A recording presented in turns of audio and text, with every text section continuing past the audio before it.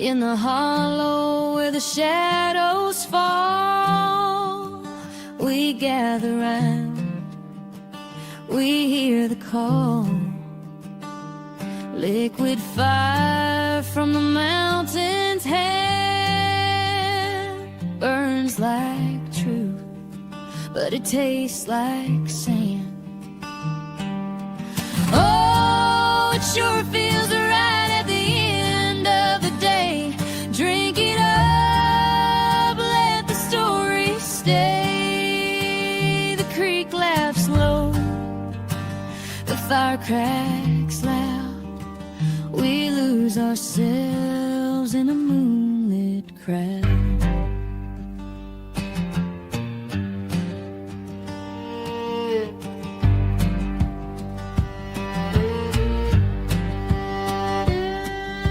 The air so thick it hums and sings, a slow dance wrapped in unseen strings, clear as glass, but it bites like a snake, sharp and cold, every breath we take. Oh, the stars know our sins tonight. Sit that burn till the world spins right. The creek laughs low, the fire cracks loud. We lose ourselves in a moonlit crowd.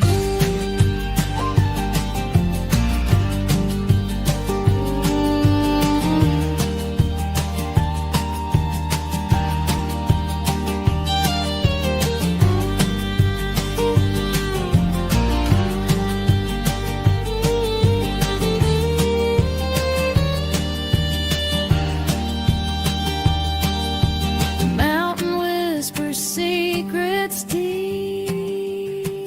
the kind you tell.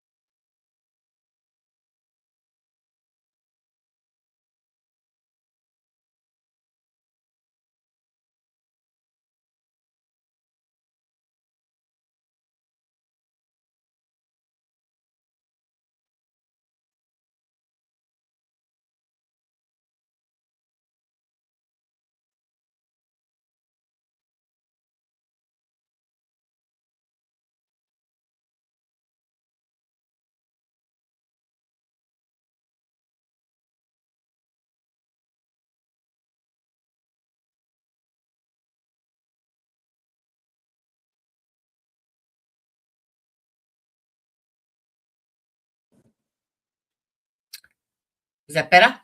Is that better?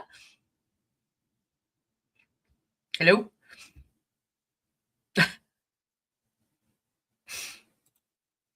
Still no sound.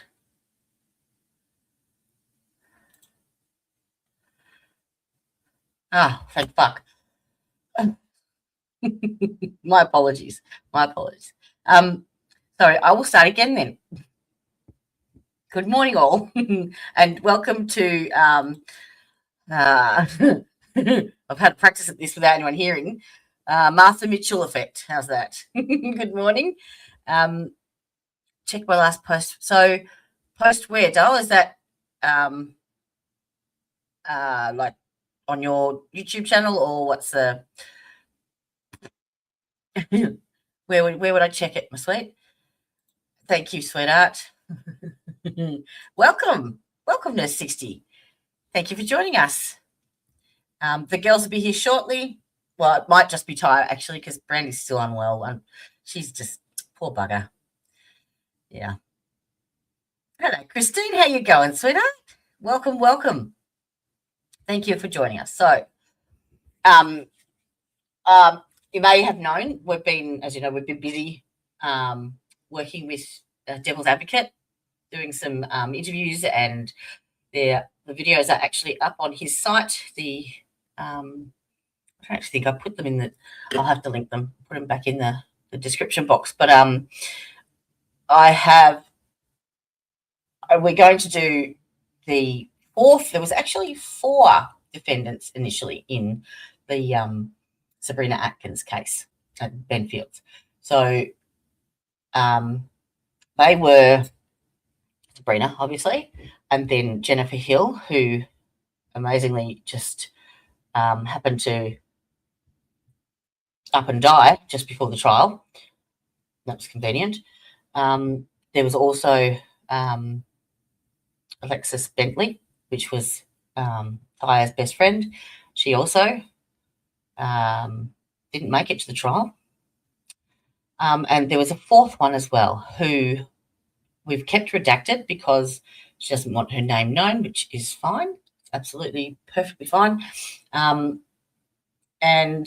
But she ended up pulling out at the last minute because of her mother, and that was because the mother was worried that things were happening to the other defendants. So at the end of the day, it's Sabrina up there, still fighting, and she starts that on the 3rd of March, and it's a 4-day trial in London. Okay, so what do we got? So you've got a YouTube channel. If you've got a YouTube channel, I will give you a wrench, my love, and you can then drop your link in chat. How's that? Does that work for you? Otherwise, you can't drop anything in chat. So there we go. There you go. You can drop your link in chat. All right. Well, you don't really need anything else. YouTube is YouTube. Twitter is ridiculous. There's too many trolls. And I think that's why we don't have many here. It's either that we're not big enough yet and no one really cares what we say. But, yeah, I think because I don't go on Twitter, I hate it. It's toxic. Yeah, I don't tend to get so many, which is good. But unfortunately, Tracy doesn't get to keep her wrench very sharp.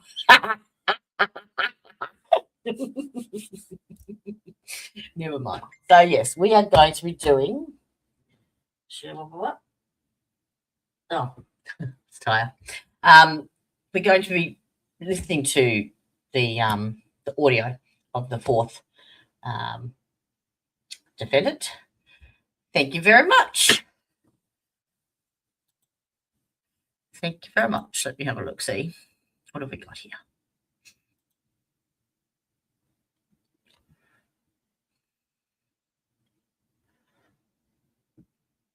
Which one am I looking for? The last post you put in?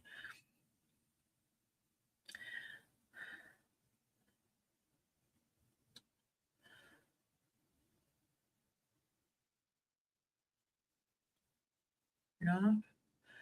What am I looking for? Putnam County. That's Tennessee. My channel where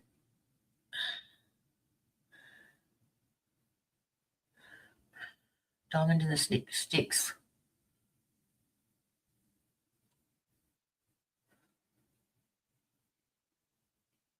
I can't see anything there, darling.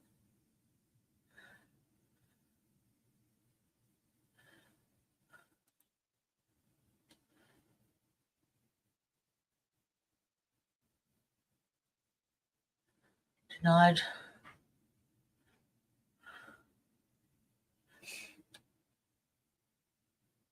This morning. I can't see anything on there. Like,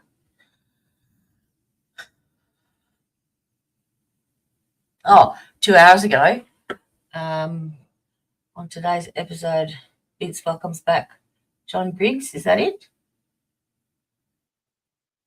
What's that?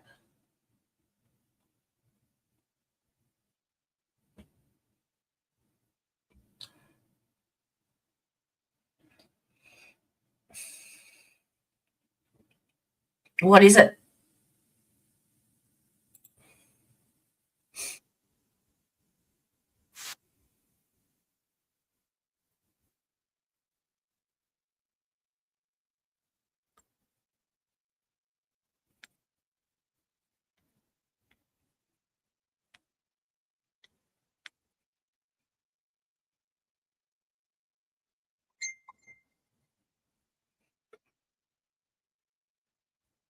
Oh dear. Oh, okay. Hang on. Let me we'll have a quick look. But is it safe? It's not like good morning, sweetheart. How you going? It's not going to be against YouTube rules or anything. Let's have a look. Looks interesting. And it did say Kentucky. So let's have a look.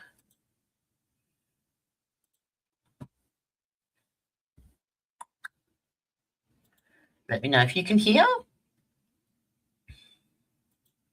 So they raid this mansion in Smithville, Kentucky. Come to find out, there is the owner, Mr. Waltz, had a man in there and was torturing him for Bitcoin passwords. This is 20 miles physically from here right now. The next day, I get a call from a family services woman. She tells me that there was a 13-year-old girl that was found in a ditch outside of that property. She said, this isn't being talked about. That little girl only spoke German. The opinions of the guests and host are their own and do not represent the opinions of Ironclad, the Border Patrol, or the Department of Homeland Security. Good morning to you too. Happy Sunday.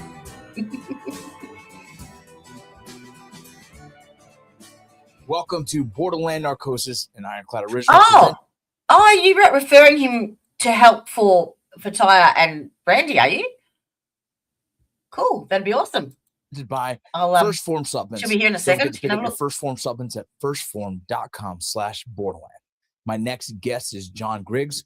We had him on previously about a very corrupt situation that he was involved in as a investigator on a corrupt ranch. And you guys might remember that episode. This is a follow-up to that, and we get deeper into more things that he has discovered and unraveled. Let's go check it out. So for the audience, the last time that we talked, John was part of an investigation of McLean Farms in Benton, Kentucky. And what happened was... Where's Benton, Kentucky? Is that anywhere near Letcher? He was called on behalf of the... Who was it, John, who called you to hire you? The trustee's office, Contractor. There you go. Yeah, the U.S. trustee's office called you to go ahead and secure everything on the land as they further investigate what happened. Mr. McLean himself took his own life. At the same time, two other individuals took their own life that are associated with him. You came in to secure the area and started doing some of your own observations, taking pictures of the land and identifying like, hey, this looks a little odd. As you further investigated some areas, you found boxes of invoices and things that looked like they were trying to be put into a barn, hidden. You found a bunch of medication. You found a lot of different things. Upon further investigation and trying to unravel this, you started getting threats on your own life because you were digging a little too far. That sounds weird, doesn't it? Starting to identify that this is a potential money laundering situation. Oh, really? And connecting it to a cartel that you believe is a CJ&G cartel. Correct? Correct.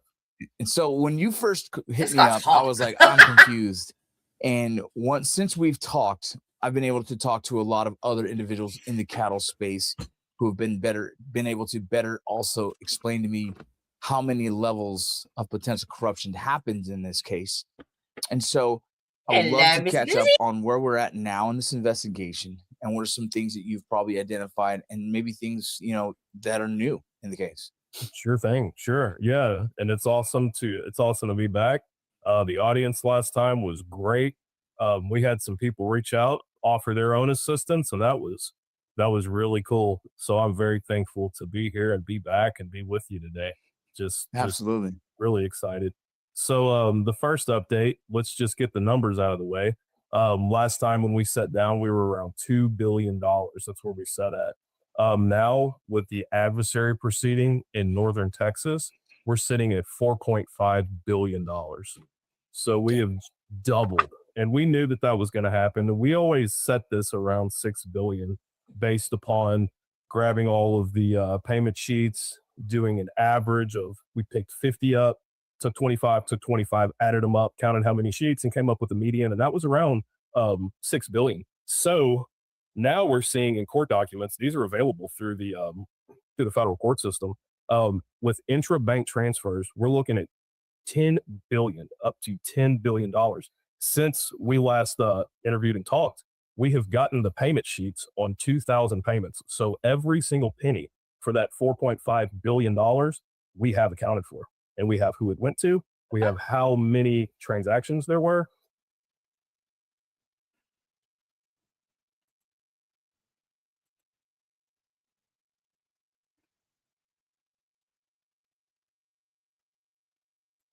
Don't know what happened there.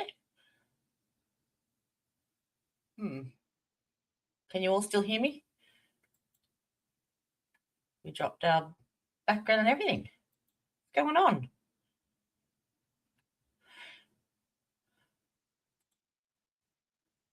Can you all still hear? Oh, I hear a beep. Good morning, lovely.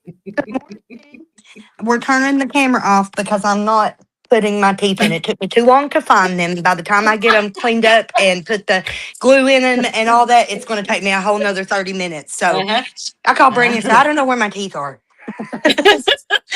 She said, it doesn't matter. For you. She said, it don't matter. She'll be here in a minute too. So, oh dear. good morning. How are you? Yes, not too bad. So, well, just morning. Just morning here. I've spent most of the afternoon in bed, I must say. Did you? Oh.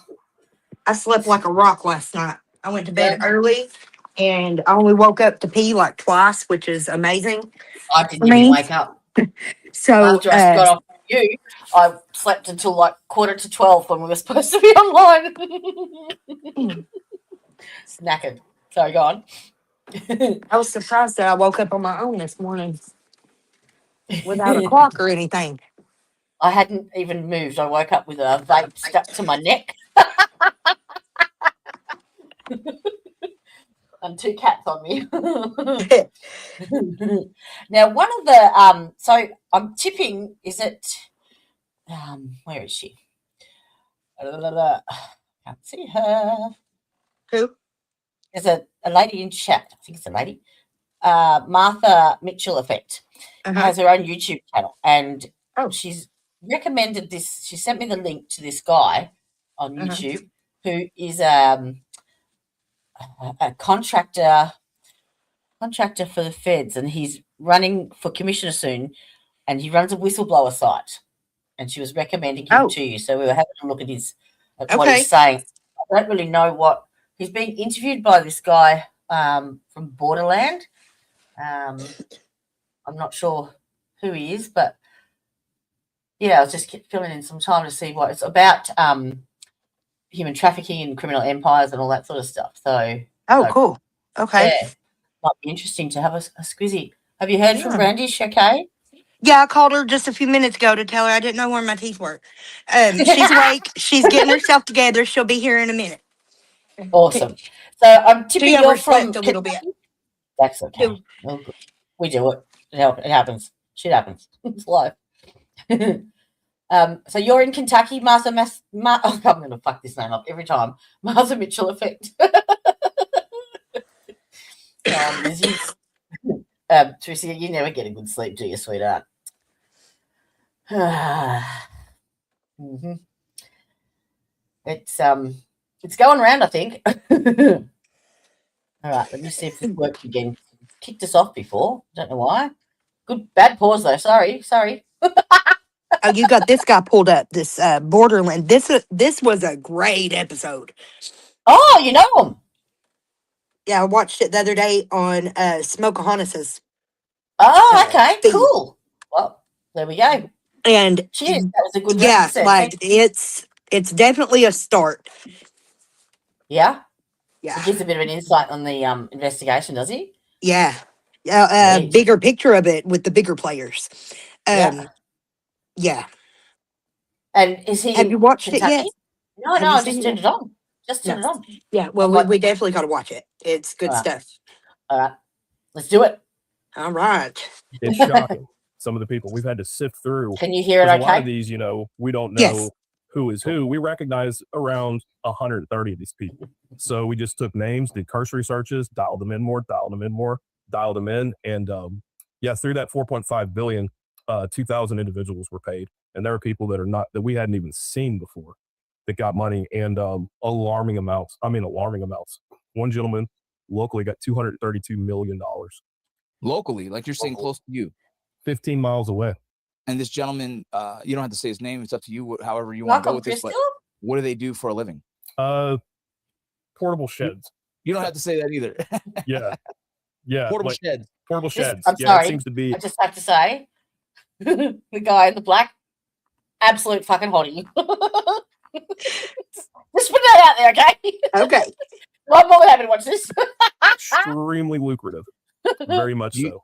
Does the company itself Oh, seem Lord. like it pulls in that kind of money on average? No way. My parents went to Home Depot and bought one. Why do you need such a special customized outdoor shed? And so we'll get into later on. We took a trip. We investigated all the way down in Florida. That was very fruitful. Florida, Let me ask you, do you still see a connection to a criminal organization like the cartel? Is this something you still believe is involved in this? Absolutely. Because of the initial Rabo Bank. It all started with that initial seed money with Rabo. And, through further investigation, Rabo is, there's more and more fraud. And there is another investigation that's going on internationally with the Deutsche Bank and Rabo for human trafficking. And Rabo is a subsidiary of that Deutsche Bank, and that cartel fine they paid before $360 million. They're looking at another one. And I speculate that this may play He's got into his a bit of camera that. sitting on something that's bouncy. So can you better explain? You think that this is part of a human trafficking situation as well? I do, absolutely. And based off information I received from our last podcast, I mean, you opened the door. The door got kicked open because people in Kentucky, what they've his never name is? seen this type of stuff talked about. And that door got kicked open, and the information that came in, it was shocking. I'm still shocked, and I got it all right here. Yeah, I from that podcast, I had a Ranger buddy reach out to me and say, "Hey, man, you're treading on some very, very touchy stuff." And he has his career in the space as well, and so I knew that we struck a nerve with a lot of people on this. So let's dig in, man. Tell me what's next. So I saw the court documents. You sent them to me. I was able to look at them. But what more? Please continue to unravel. Work away, Angel. Yeah, that's a lot of money. That was a whole lot of money. And just seeing where it went, seeing who received this, I don't want to I want to kick up any more hard feelings, but since then my girlfriend has been shot at. I got shot at as well again. I did call the police for that. I did ask them to come out here and try to recover ballistics. So that was alarming. All right, let's get into the trip. So my partner Jeremy, familiar with him last time, he was a major assistant out there on the farm, and he put a lot of this financial stuff together. My girlfriend Danny, she's a national advocate against child trafficking, so she jumped on this. And us three had come up with, there's a whole lot of this money down in Florida. I mean, it is an extraordinary amount that went down there. So we're watching, and I know you had mentioned to me, you said, when you start seeing private clients, pay attention. Well, we did. And we paid attention to those, and we followed the leads, and we went all the way down to kind of central South Florida. She's got some history there. So we made a list of all the businesses that got money from this. And we had a feeling that they were fraudulent. So anybody like here, I can say that my business is, Overwatch Security Group, and it's registered at my home. Many people do that. Sure. But the difference here are these businesses were registered in Florida. They have no physical location whatsoever, and we had to go prove that. So we went down to Florida, specifically They're Sebring, like Florida, shelf company. and then Lakeland, Florida, and all we did was drive around and show that those businesses like do not physically exist. They're in empty lots, and they're just shell companies for laundering. So I believe that there was 167 of those, something like that, and we investigated all of them, and none of them exist physically. So You took pictures of the locations? Oh yeah. And since then we've invested in the drone. I mean, it's fun. We've gotten pretty good at it, pretty skilled at flying the drone, and that is I see why those are implemented as much as they are in combat surveillance. I hear a beep. Oh. Sorry. You put it right out to There go. she is. I'm here. I'm here. I had to restart my phone and everything. I was trying to get into my email and it was like not working. So I'm here. Oh, good sweetheart. We're watching one of our lovely people in the chat has recommended this site, and I was watching it, and apparently Smoker Honest had it on hers as well a couple of days ago. Yes. So yeah. Yeah, it's about the fraud and human trafficking in Kentucky. Yeah. Yeah, watch this. This is good. Yeah, this is a good one. Excellent. Like, it's Kentucky's turn. I guess this is our Nick Shirley.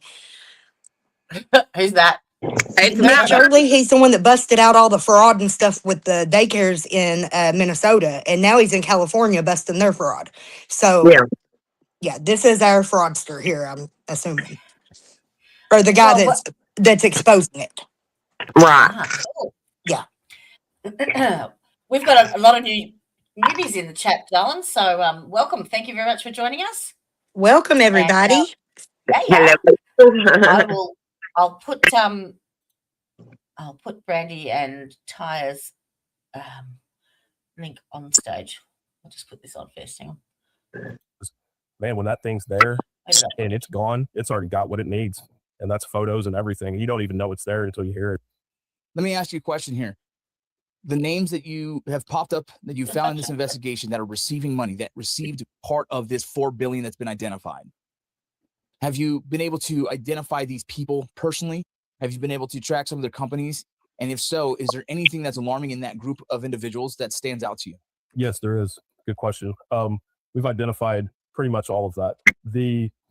What stands out to me is the massive amount of realty, because now I have questions of, okay, this money was placed into physical assets, homes and everything. One guy who works with the gentleman that got $232 million, who also got a chunk of money, just wasn't that huge, owns 277 properties in Florida. 277. So it's quite significant. We did identify a church where a lot of this was going through. That one bothered me quite a bit. Oh, I wonder if was that Rooted Church? That don't surprise me. That wasn't Rooted Church, by any chance, was it? Because that's the church that Rooted Church, I think. I know it's bad. No, that one's Michael Clark's church. Yeah, that's what I mean. No, this is, but it's the same big players. It all ties back to the same biggest players. Okay. Yeah. This is very important for everything that's been going on with the whole rehab scheme and everything with ARC, and it all ties in together.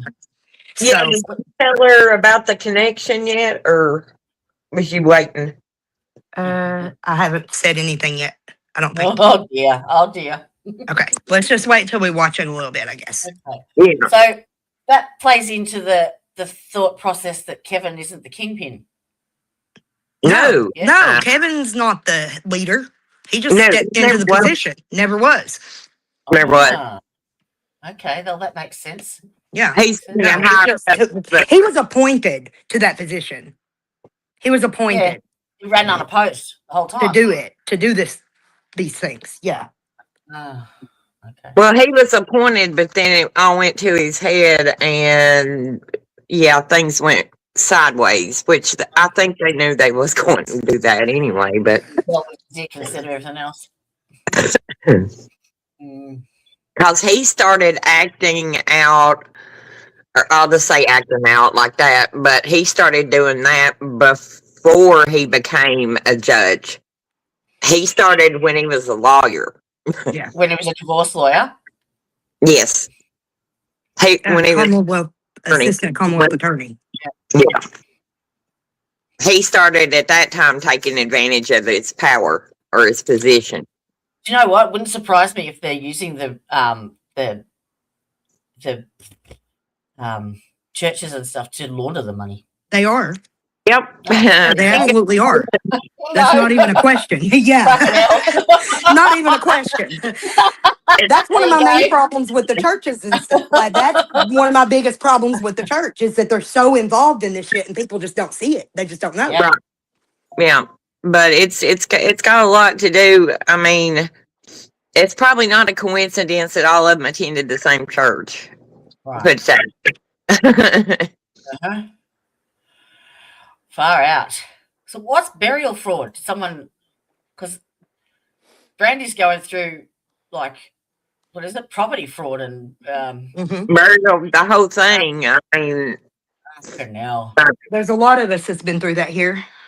Many Right. of us have lost our property and homes and bank That's what- accounts and inheritances, and it was stolen. It's been gifted to other people without our signatures or even our knowledge.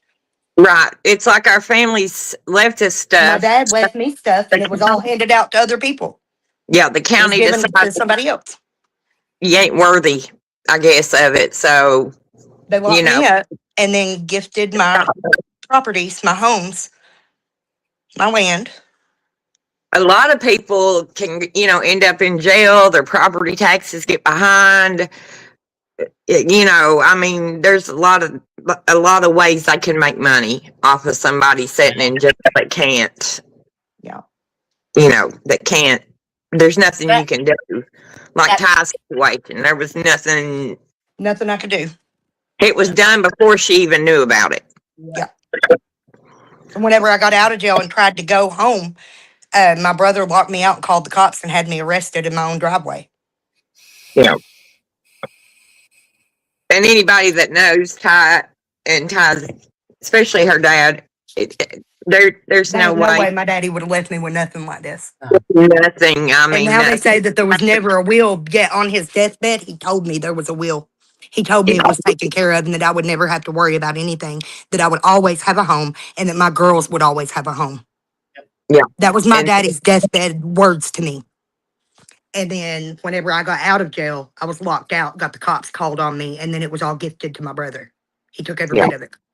I don't understand how people can do that, especially the family. Like, it just fucking, it floors me. It floors me. It's like, I think a lot of times, Jody, like when we get into addictions or start getting in trouble or things start going on, our Throw family, the key away. our families, Take advantage.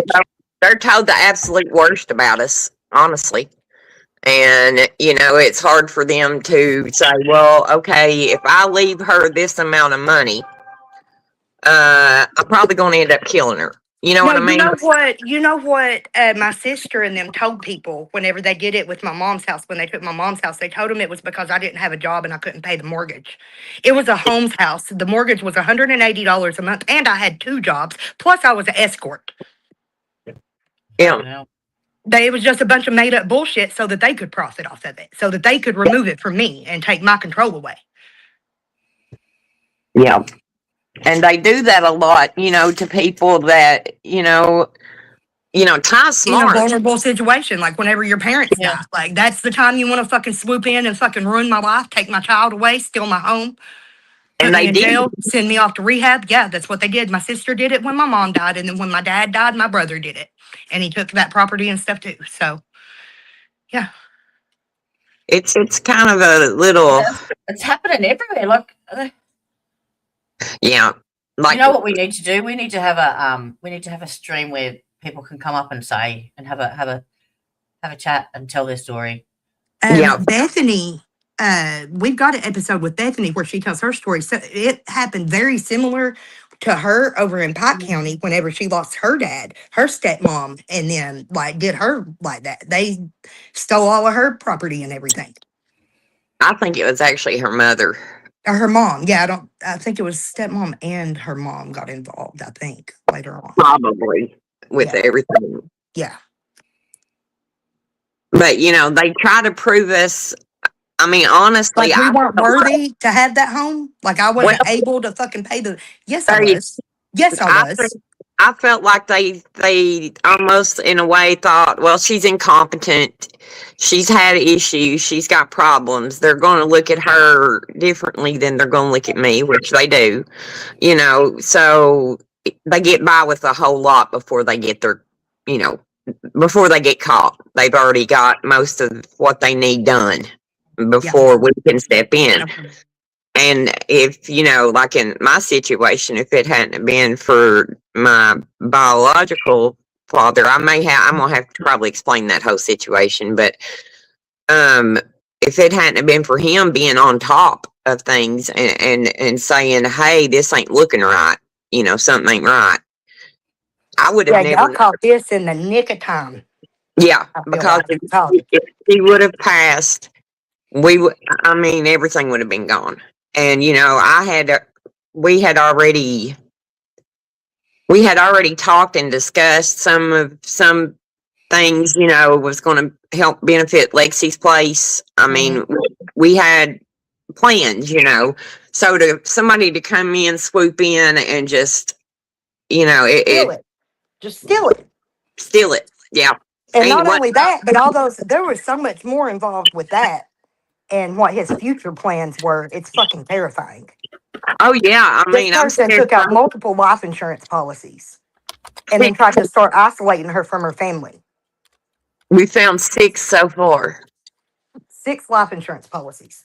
On your mum Yeah. with his name. Yeah. Yes, with him as the beneficiary. Yeah. I mean, I'm still working on it. So, he paid his, either it's a car payment, house payment. I mean, it's just like money just, you know, you have $29,000 disappear in a month. What, where, what, you know, what? And she found out by going to use her ATM card and it declined. Is that right? Yeah. She thought she had she thought she had a balance of almost $22,000 and couldn't even pay a light bill. So, you know, and she didn't want to tell us. You know, I mean, she's embarrassed and she's hurt and she's, you know, it's a betrayal, you know, because she really trusted this person and, you know, she's just, it's devastated her. It's made her dementia worse. And, you know, Absolutely. Stress will do that. and, you know, I'm concerned with her. I mean, he's still contacting, trying to, you know, I still love you no matter what happens. You know, that kind of stuff makes me feel bad about it. Which we've already tried to tell him, you know, no contact, but where she's there, you know, sometimes, you know, by herself, you know, he's still preying on her. And He put a camera up to spy on her. They found a camera. They found cameras. He told her, he said, I'm going to put you a light up out here. He said, that way, if you come out to get something out of the car or somebody comes at night, the light will shine and you'll be okay. So forever, she kept telling us, he put a light up. And we didn't think nothing about it. We was like, okay, thanks. You know. And what he was doing was watching when It was and one of those screw-in light bulb camera things. yeah, and he was watching who was coming and going from the house, who was there, who wasn't there, who, you know, if my biological father, cause it's kind of a cute little story. They had me and they separated and I was put up for adoption. I waited 40 years. I was 40 when I found them and they got back together. So they're a couple now. They live together. And it's so cute. They're reliving that, you know, that moment in time that they didn't get back then, I guess. Yep. And, you know, he tried every way in the world to get rid of him. He went in and told her that he was cheating. He's almost 80 years old. Who's he going to cheat on with? Right. And he had her convinced that he was cheating. And so for almost 6 months, we put up with every morning she would have a flip out saying that he was on the phone, with the dementia and stuff. It was causing her to, she called the sheriff's department and told on an imaginary woman, which he had that played out too, because he told her that it was told her it was a dispatcher that worked for the sheriff's department. So of course she's going to call her friend who's the sheriff, and it just made her look that much crazier. He's trying to get rid of her credibility. Yeah. So faculties. But yeah, this started happening. We noticed it's kind of not a big coincidence, or maybe it is, but after the flood, I had lost everything. Was staying in a FEMA camper, and he offered me a place to rent there in Virginia, close to her. So right as I was moving to Virginia to start taking care of her and watching after her, he went ahead and snatched the land then and kept it quiet. Little fucker. And he took the land in the house and told her, this means you're going to end up in the nursing home, right? Fuck. So that's kind of how I'm feeling, because he's 30. I'm going to say he's 32. He's about the same age as my middle child. And, I just, it's floored me. And he's a they've got a listen, it's another good old boy system. But this time I seem to be on the right track, or on the right. So why hasn't he been charged yet? I'm on the right side of it this time, but he's counting on his buddies and friends that he's got all over the place. He just figured none of this would ever happen because of who he is. Yeah. So for so long. And a special place in hell for him.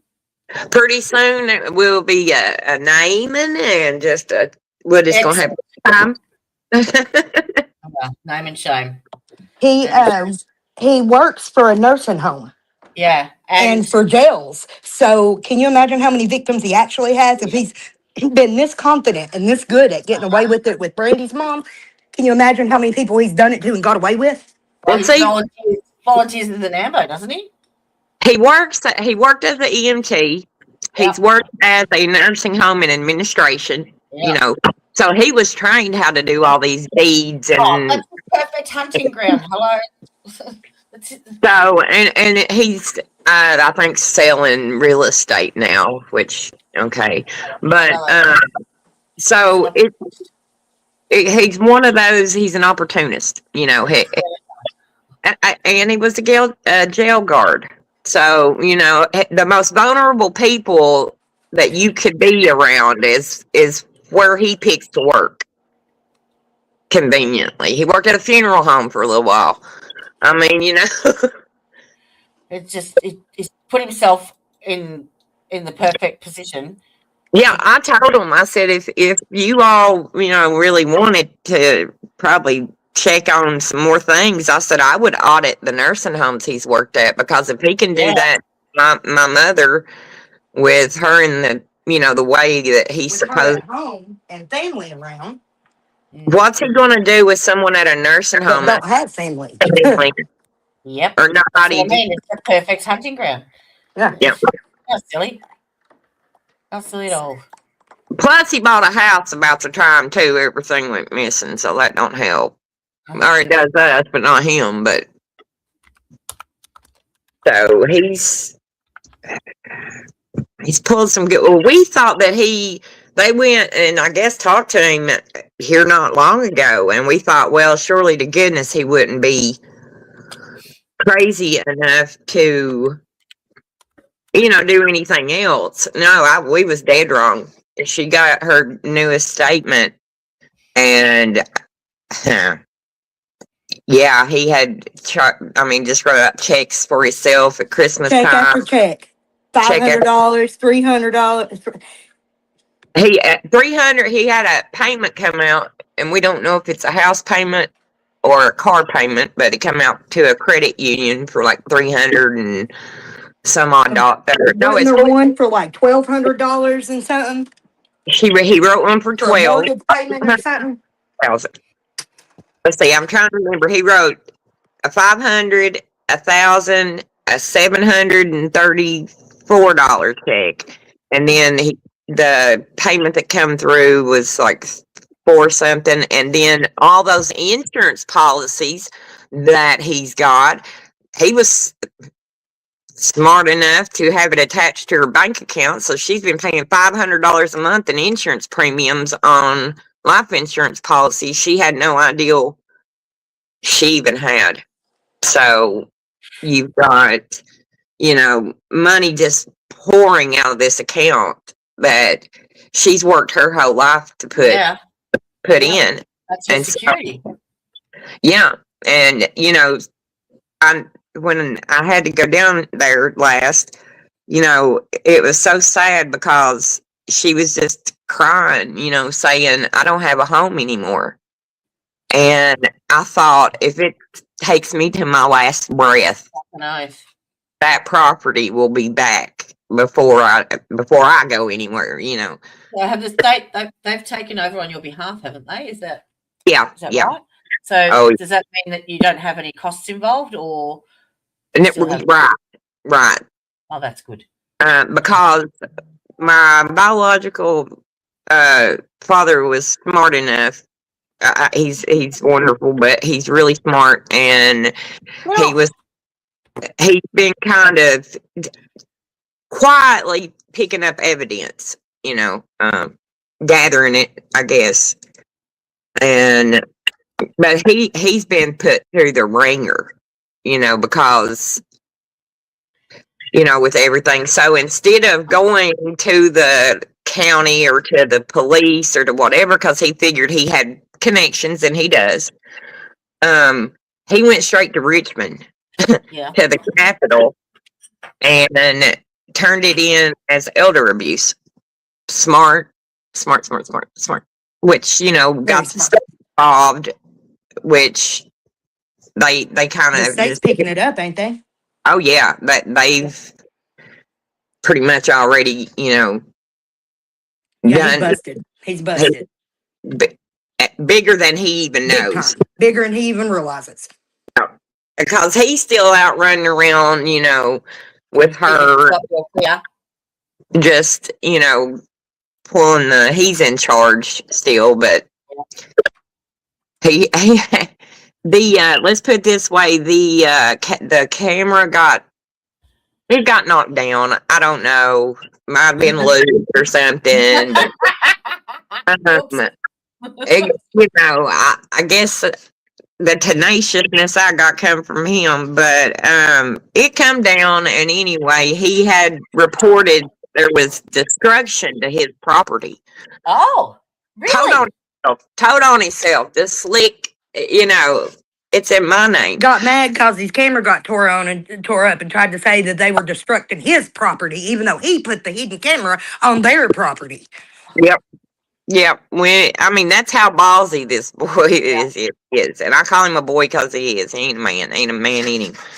No. But, it's just boggles my mind. And like I've told the investigators and stuff, when I met them, I told them straight out, I don't want anything. I'll never ask you for anything. I'm not here for your money, retirement, nothing. I said, I just want to get to know who you all are, where I come from, that kind of stuff. And, she told the investigators that I haven't. I've never asked her for a penny. To this day, I haven't asked her for anything, or him.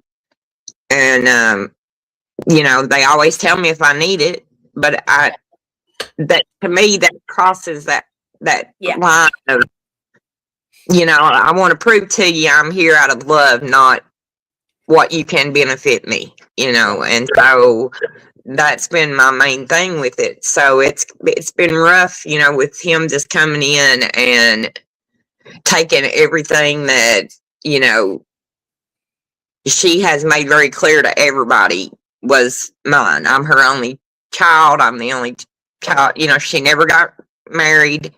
Yep. She never had any more children. It was just me. That's all. That was, you know. And until I came along, he was lined up to get everything because she had no one to leave it to.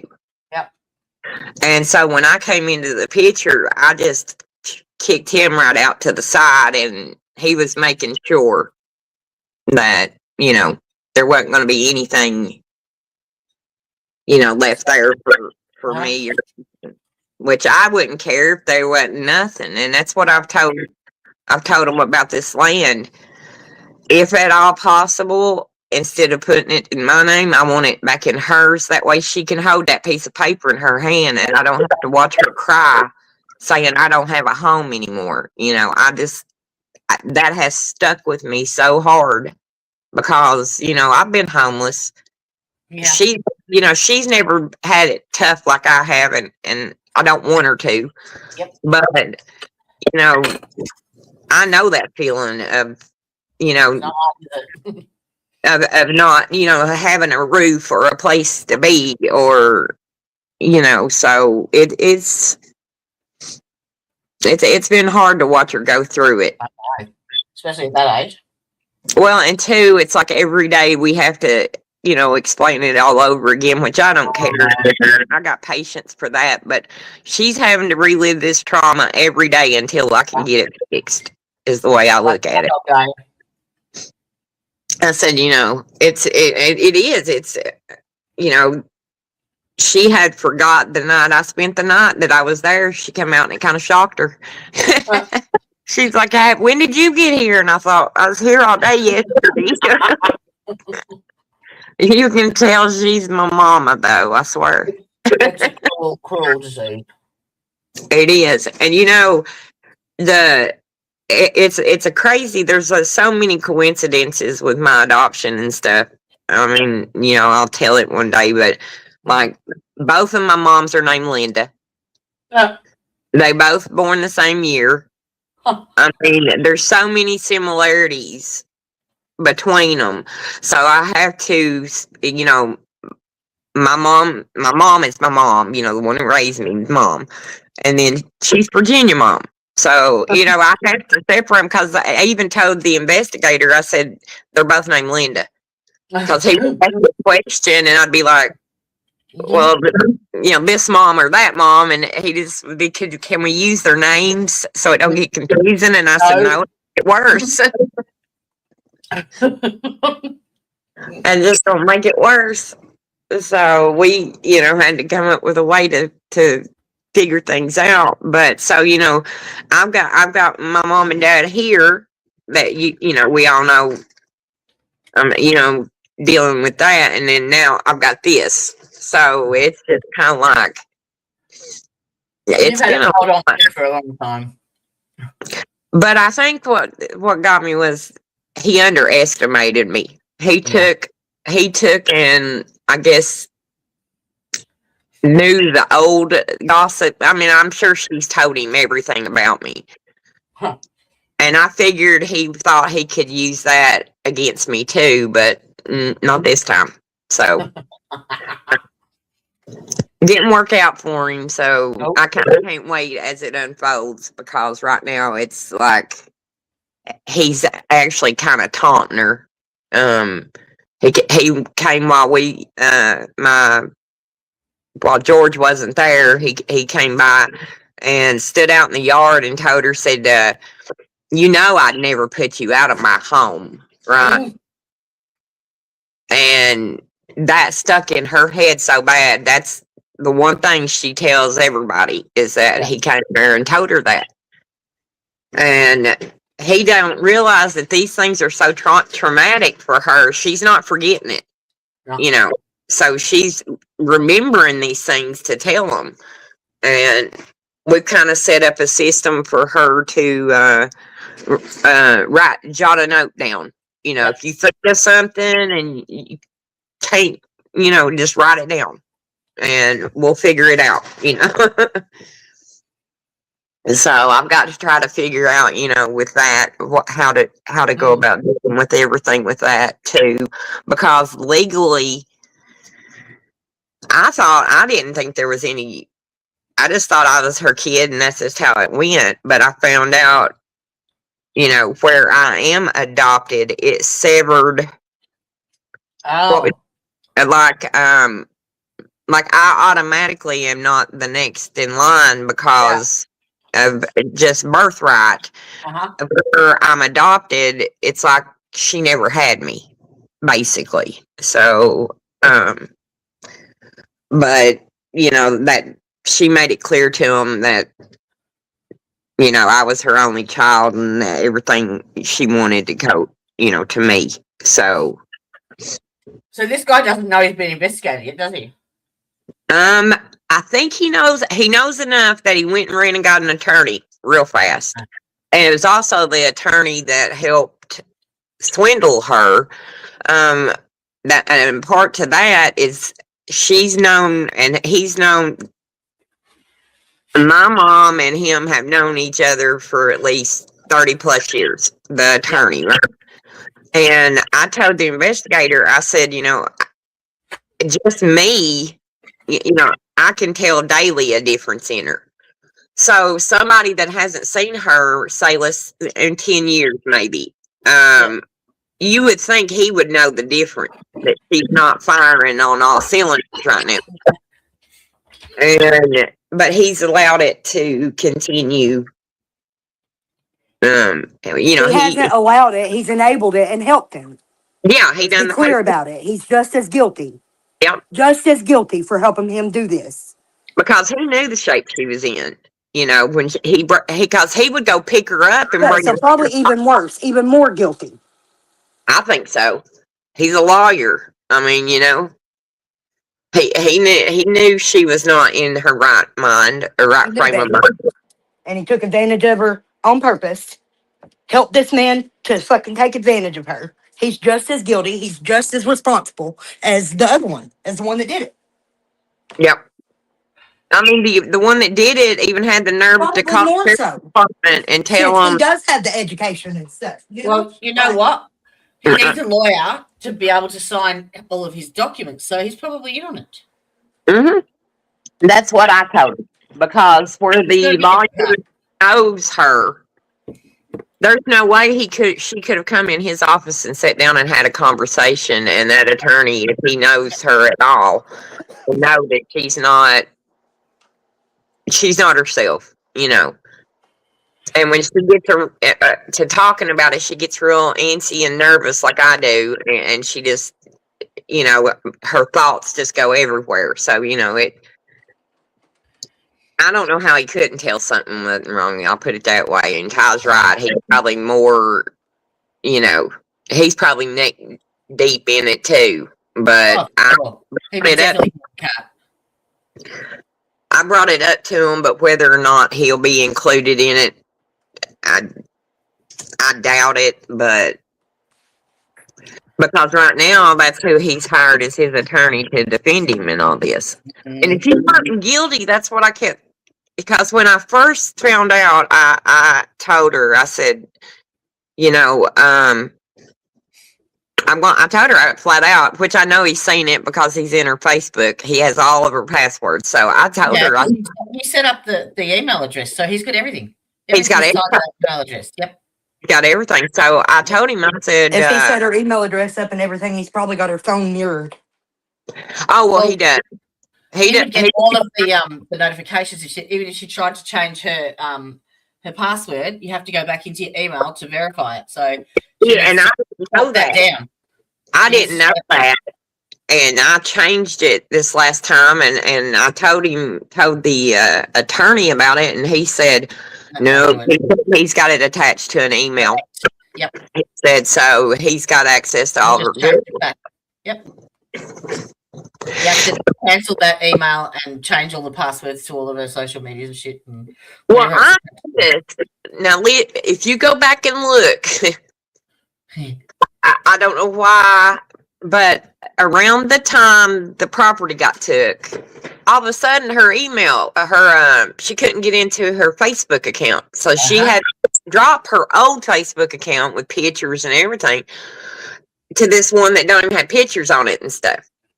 And he set it up for her. She even said he fixed it for me, but I had to make me a new account, so he had access to that. He So had. did he get her back into the other one? No, she never did get back into the other one. It's just out there with pictures. I mean, but he never showed her or tried or anything else. I mean, So and the new one is set up under his email. And the reason I didn't get on this faster was I kept thinking I don't want to run in and take everything and it looked like I'm him basically doing what he's doing. Or I didn't want to run in and take her independence because I've noticed with all my parents, God gave me 4, but with all of them, that independent, that's important. Well, I mean, I've been sick and had my kids tell me you ain't driving, and it makes me mad because I'm like, don't tell me I can't drive, so, I don't want to put my parents through that, but I mean, there comes a time you have I wanted to to. be sure that it was really what it looked like it was before she. And so when George came to me with it, he said, "How do you feel about it?" And normally the old Brandy would have been, "Well, it's whatever y'all want to do, kind of." But this time I told him, I said, "I got a bad feeling and I don't like it." Mm-hmm. And the way it got discovered was, I mean, just kind of, they got up one morning and he said, "Let's go pay our property tax." And she said, "Well, I need to go pay mine too." Yeah, get this one. She didn't even realize it. She had her card. Well, they got done with George and he just stepped over to her window. That way somebody else could go ahead and get in line. And he kind of looked over her shoulder and seen the property was in his name. And they looked it up and sure enough, that was the property. It was in his name. Well, that's when he started poking around and looking and noticing. And then finally she broke over and just had a meltdown. She had tried for 3 months to not tell us about, she had financing with Edward Jones. He had her go pull out every bit of that Edward Jones and she took every bit of that. Took all she had in her accounts, savings account, checkings accounts, just a recurring $1,000 charge right before every time her check would come in. Like, I guess there would be, 2,000 in there and he'd think, well, her check's coming. She ain't going to notice 1,000 being gone or not ask questions. And like I said, he had the insurance policies and everything coming out. So she was paying for his insurance on her life. Yep.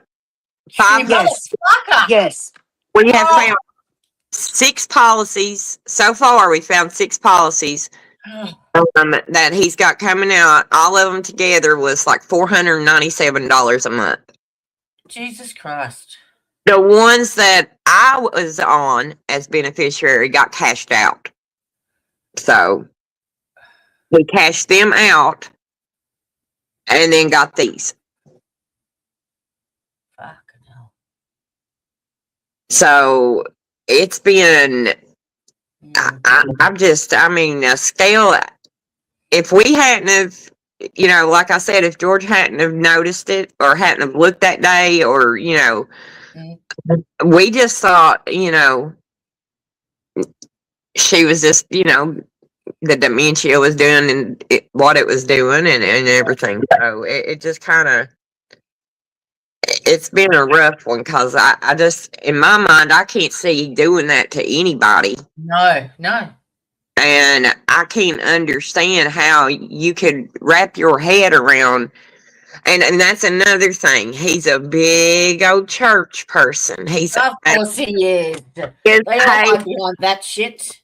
his page is Amen, praise the Lord the whole way. And he goes to these churches and sings and plays the guitar. And he does, he's just this good Christian man. And yeah, okay. He'd be a good husband for Elizabeth. Well, he probably would, but I said, I can't wait. I've already got my letter drafted to every church in that area to send to let them know about him. Look at you go. I told them, I said, it wouldn't be the first church I've sat in the back of to testify when they say anybody got any testimony.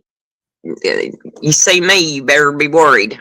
Oh, that's what happened with me. Like, I got robbed here once when I went into hospital via an ambulance, and the people in the front unit watched me go and then came in and fucking took advantage of it, stole all my shit.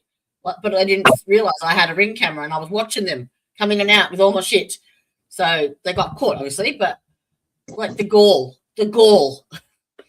Yeah.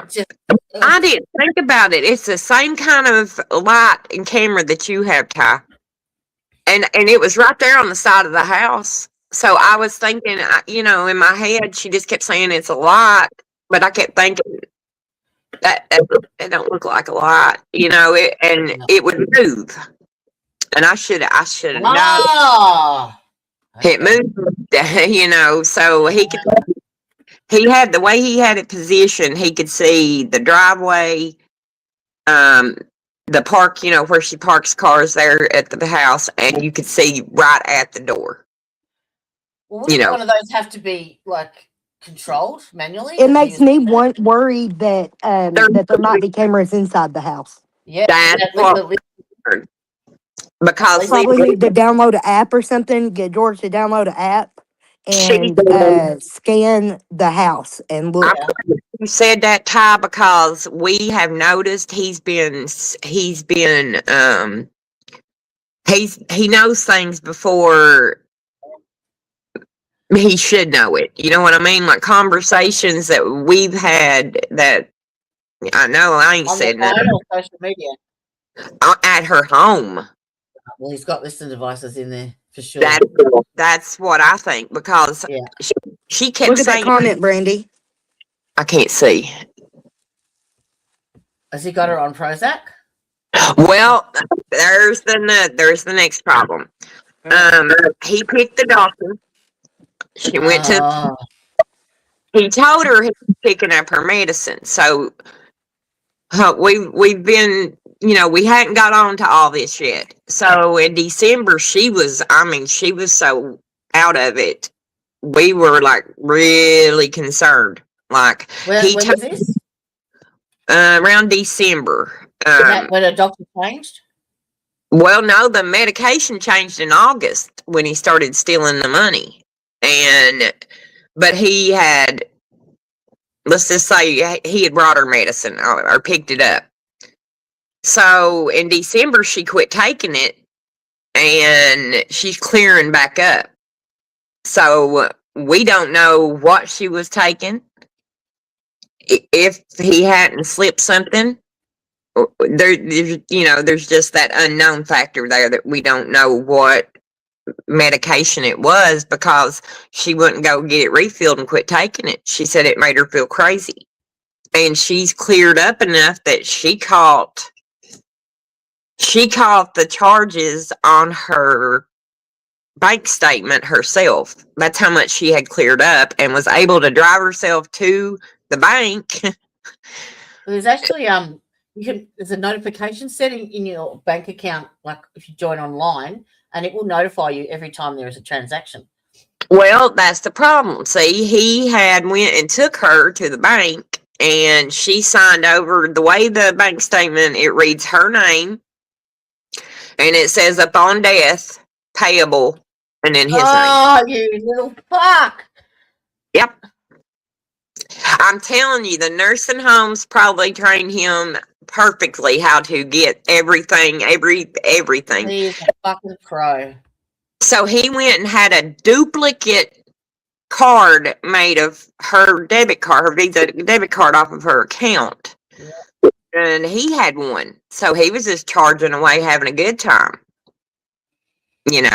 So I think it's funny, though. I won't tell this one, Ty. I think I can tell this one since I'm not saying any names, but this is a good one. Okay. His wife had, well, he's married. I'll put it that way.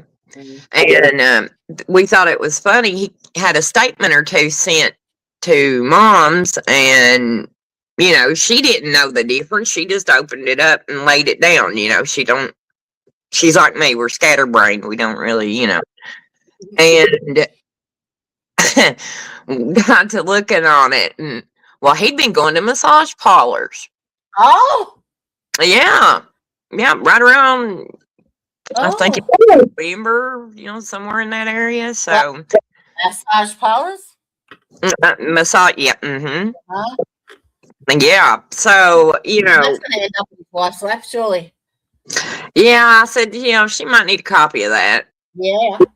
I mean, I would if I'd like to know if I had a husband that was doing that. But yeah, the Sunday after that, he's at the church in Rose Hill going, "I'm at my home church, amen." Yeah. Yep. So I want one too. So, but I just, I guess anybody that's vulnerable, I've always had a tug, I don't know what it is about me. I can't help it. You're an empath. And especially, elderly and children and things like that, I cannot see even, being even mean, let alone do something like that. That just floors me.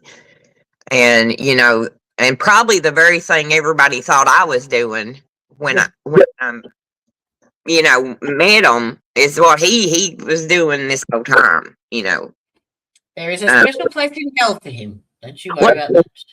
He thought he was her bestie, even though the age difference.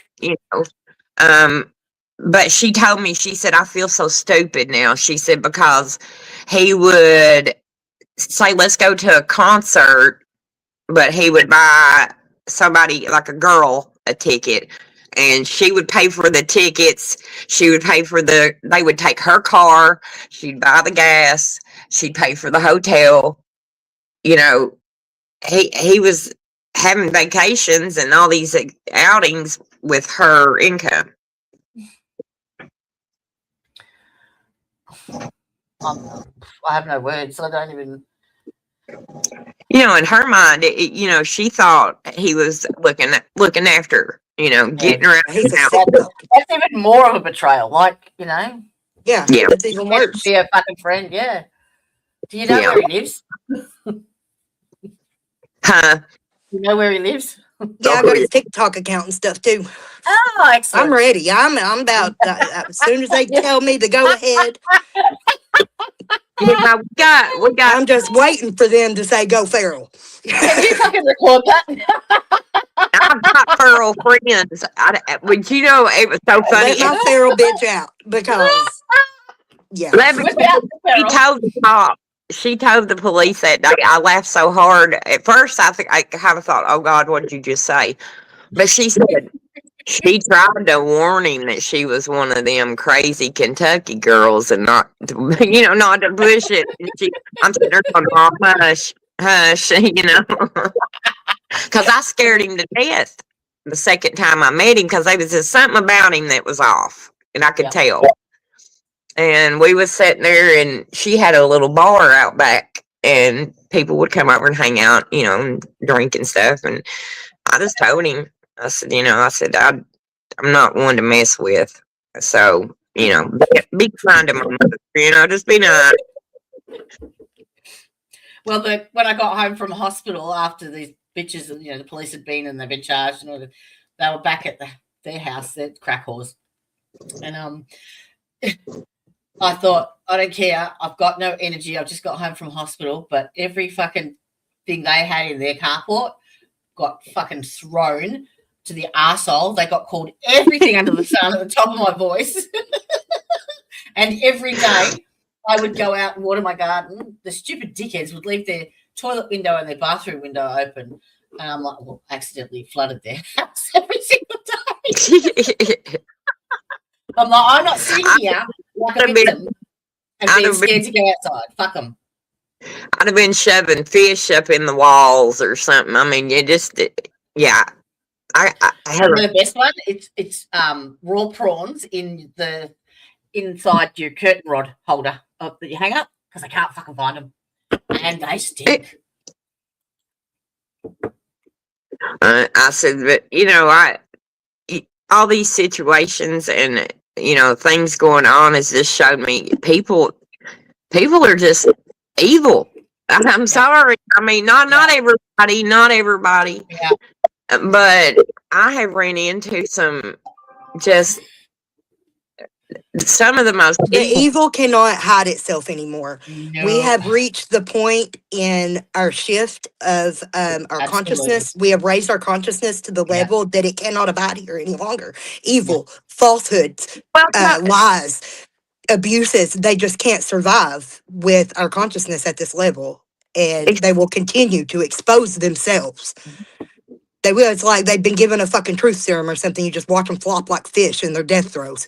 Yeah. Well, explain what's going on with me and Facebook.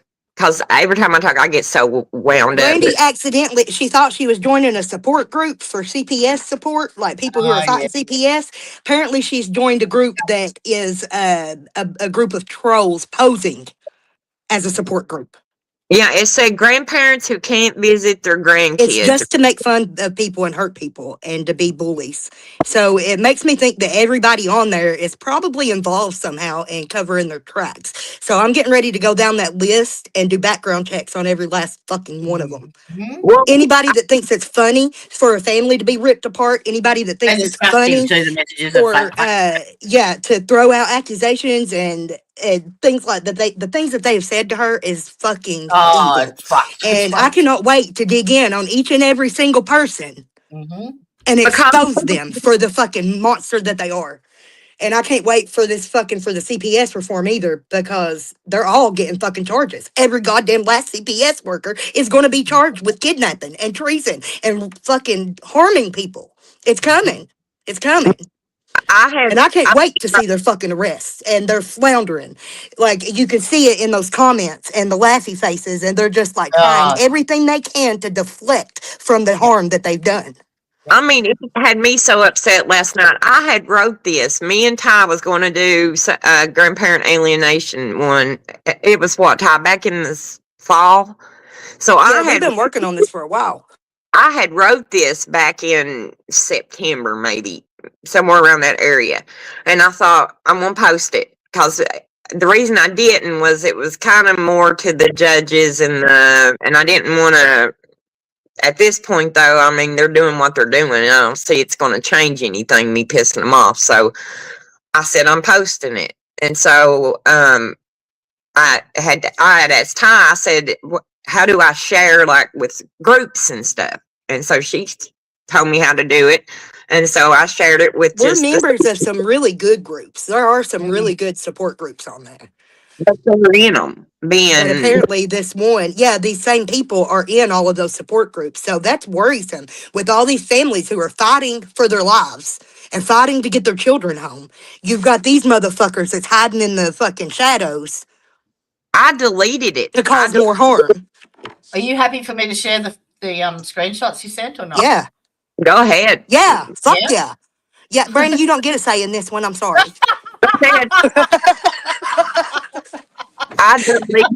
They've done threatened Sarah, fucking all kinds of shit. So, Nasty. Don't brace yourself. They're horrible. My leash is off on them already. It's hard because how much I love them babies. I love them. You know, my children and my grandkids. And it's just... Look what Kelly Kiger said.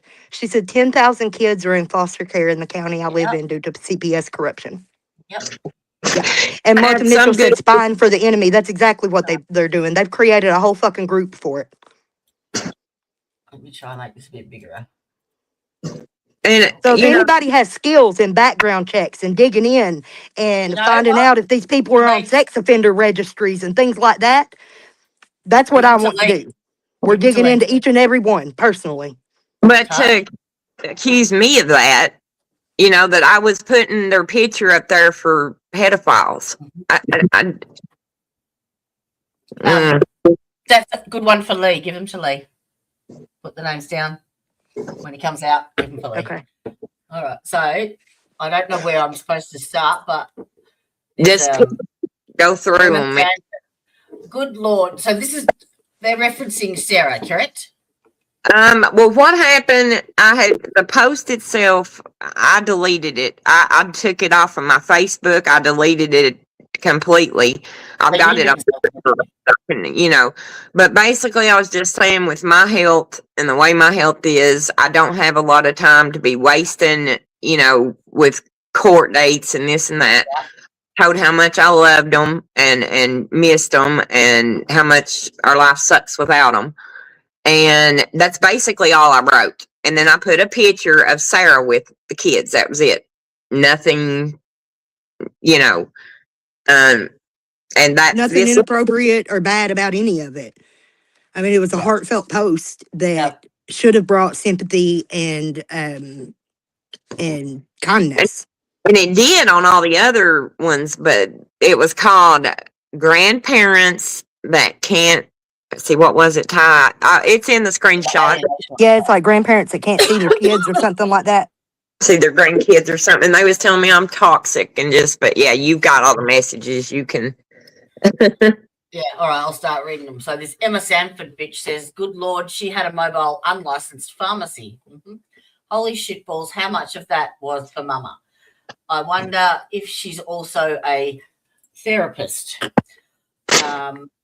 I like how she claims her ex took her daughter, yet fails to mention that she lost custody and it wasn't kidnapping. She doesn't even have her fucking facts right, you stupid cunt. No, they're Right. just fucking trolls. They don't know what the Yeah. fuck they're talking about. But this Yeah. person, that girl, has been private DMing Sarah and saying Yeah. shit to her in her fucking DMs too. Like, bitch, step out. Step out is all I got to say about that. You want to fucking come at our kids, you can just come right on up here and see me. How about that? But Come right on up here and see me. she posted her and Sarah's messages. They're in there. So the things that I have seen written in this group are actually just so painful and so heinous, not to mention deliberately offensive to people that post in the group. Sometimes I just peek in to see who you're abusing. Oh, we've got a nice one, who you're abusing now. But it's not the grandparents that are writing things, it's the responders. Clock that. We'll make sure you give a shout out to that one. Yeah. Daughter posted, don't Yeah, there mess has with been my some mum. really kind ones. There had good ones. Like I said, there, you know, it was such a, we didn't know none of this had happened until Sarah had a friend yesterday. Cause I told Sarah, I said, I deleted it, honey. You know, I just deleted it. Don't worry. It's just something else we won't have to worry about. So she's like, don't delete it. I did anyway. And she had a friend contact her yesterday and said, they're talking about you and your mom in this group. And then she said all of it to us. And I'm just like, how did they do it after I deleted it? And so they made a whole post, you know, separate. We made a whole separate post just to keep it going. Yeah. After I tried to, they told me I dirty deleted. That's what they called it. But I okay. I just didn't want your bullshit. All right. I mean, that's some are just vulgar. Oh, yeah. Either way, nothing screams entitlement louder than a person trying to legally force access to a child that's not even theirs. With these grandparents' rights court hearings. So flustered for someone that gets Medicare and senior discounts as well. Really? Didn't know I'm that. sorry. Are you talking about me if you're sadly mistaken on all counts? You're right. I'm 67 and you're my age, boomer. Too funny. My parents are your age, though. Hang on. There's more. You're all up in this like the National Enquirer. woman, you commented on multiple comments on this thread and have the audacity to say something to me about being all up in this. That's comical. Yeah, okay. Brandy apparently absconded from her probation. Oh. Had probation. Brandy's never been on Never got a fucking probation. charge. She's You got a never fucking been charged with anything. Uh-huh. That is So I fucking doubt she's comical. taking They're anyone to stupid. court anyway. What the fuck?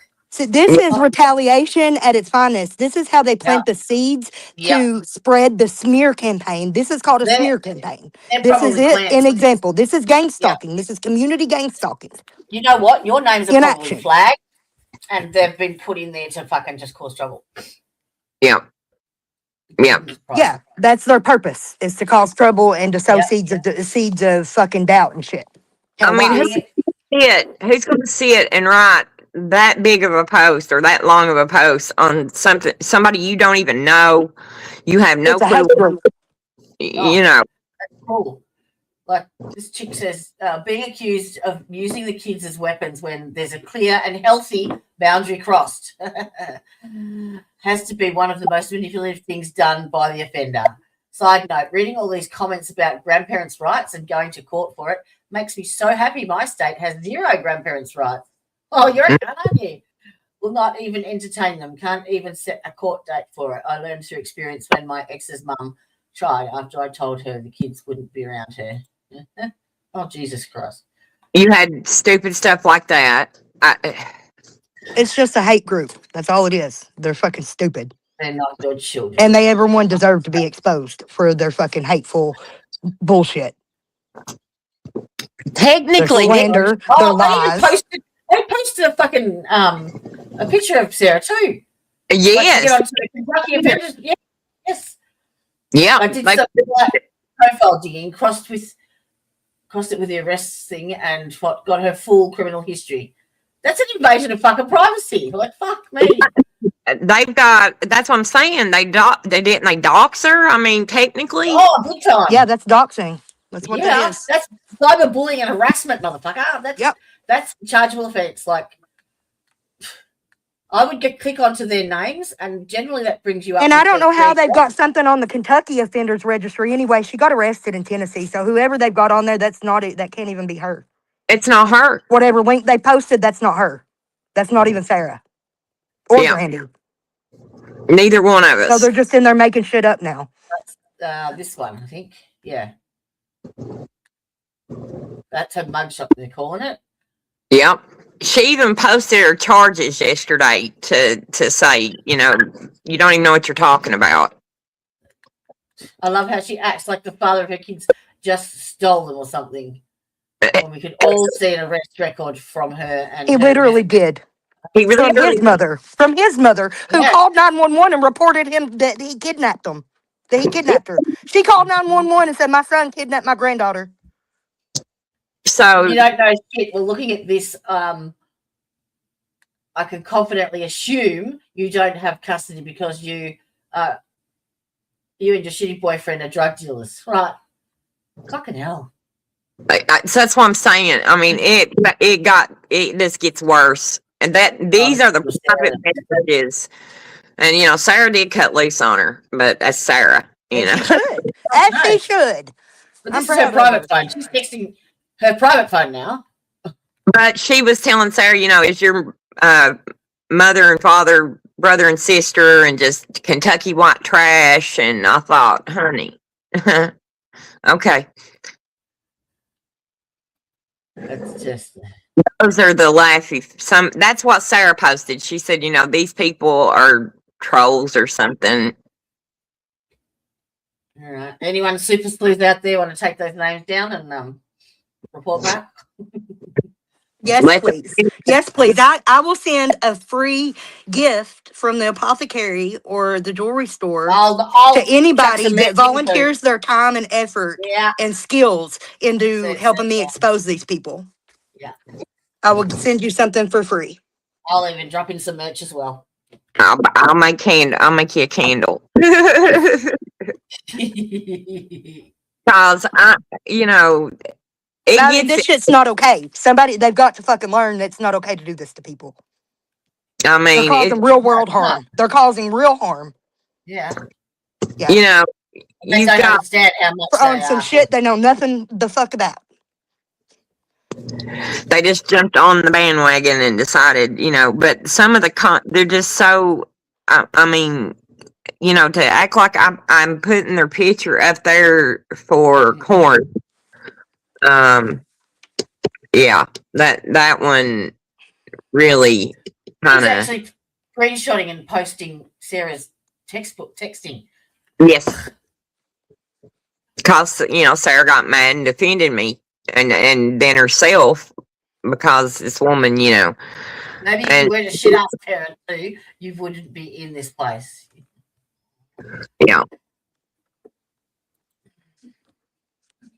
It's hard enough when you struggle not getting to see them and having to go through this. Fucking Go ahead.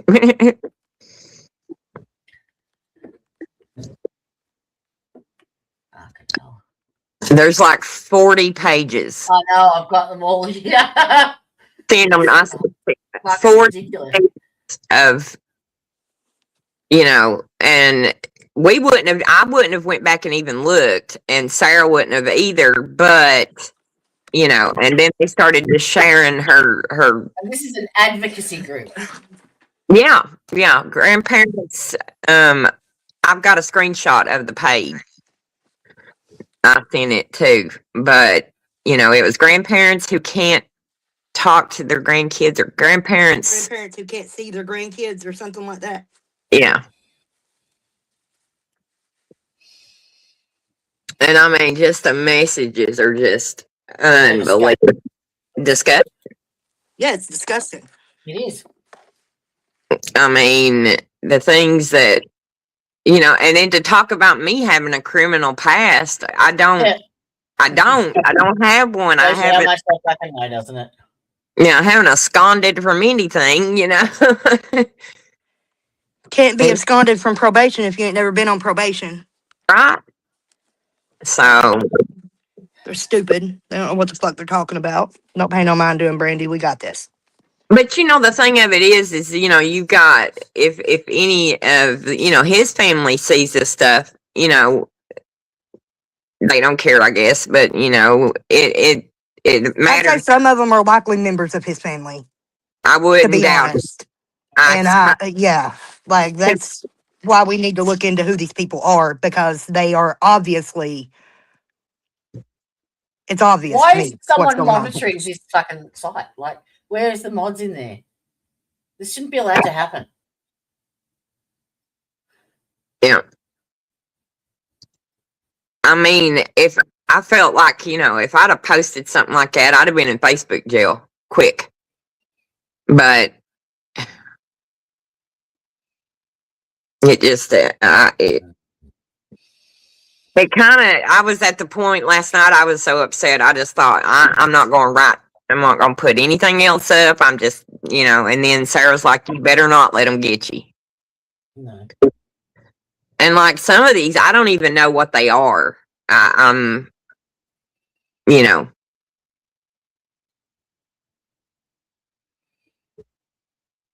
or they don't even concern me. It's kind of like, Yeah, whatever. You could, yeah. Fucking hell. it's If you just, can find the site for that, and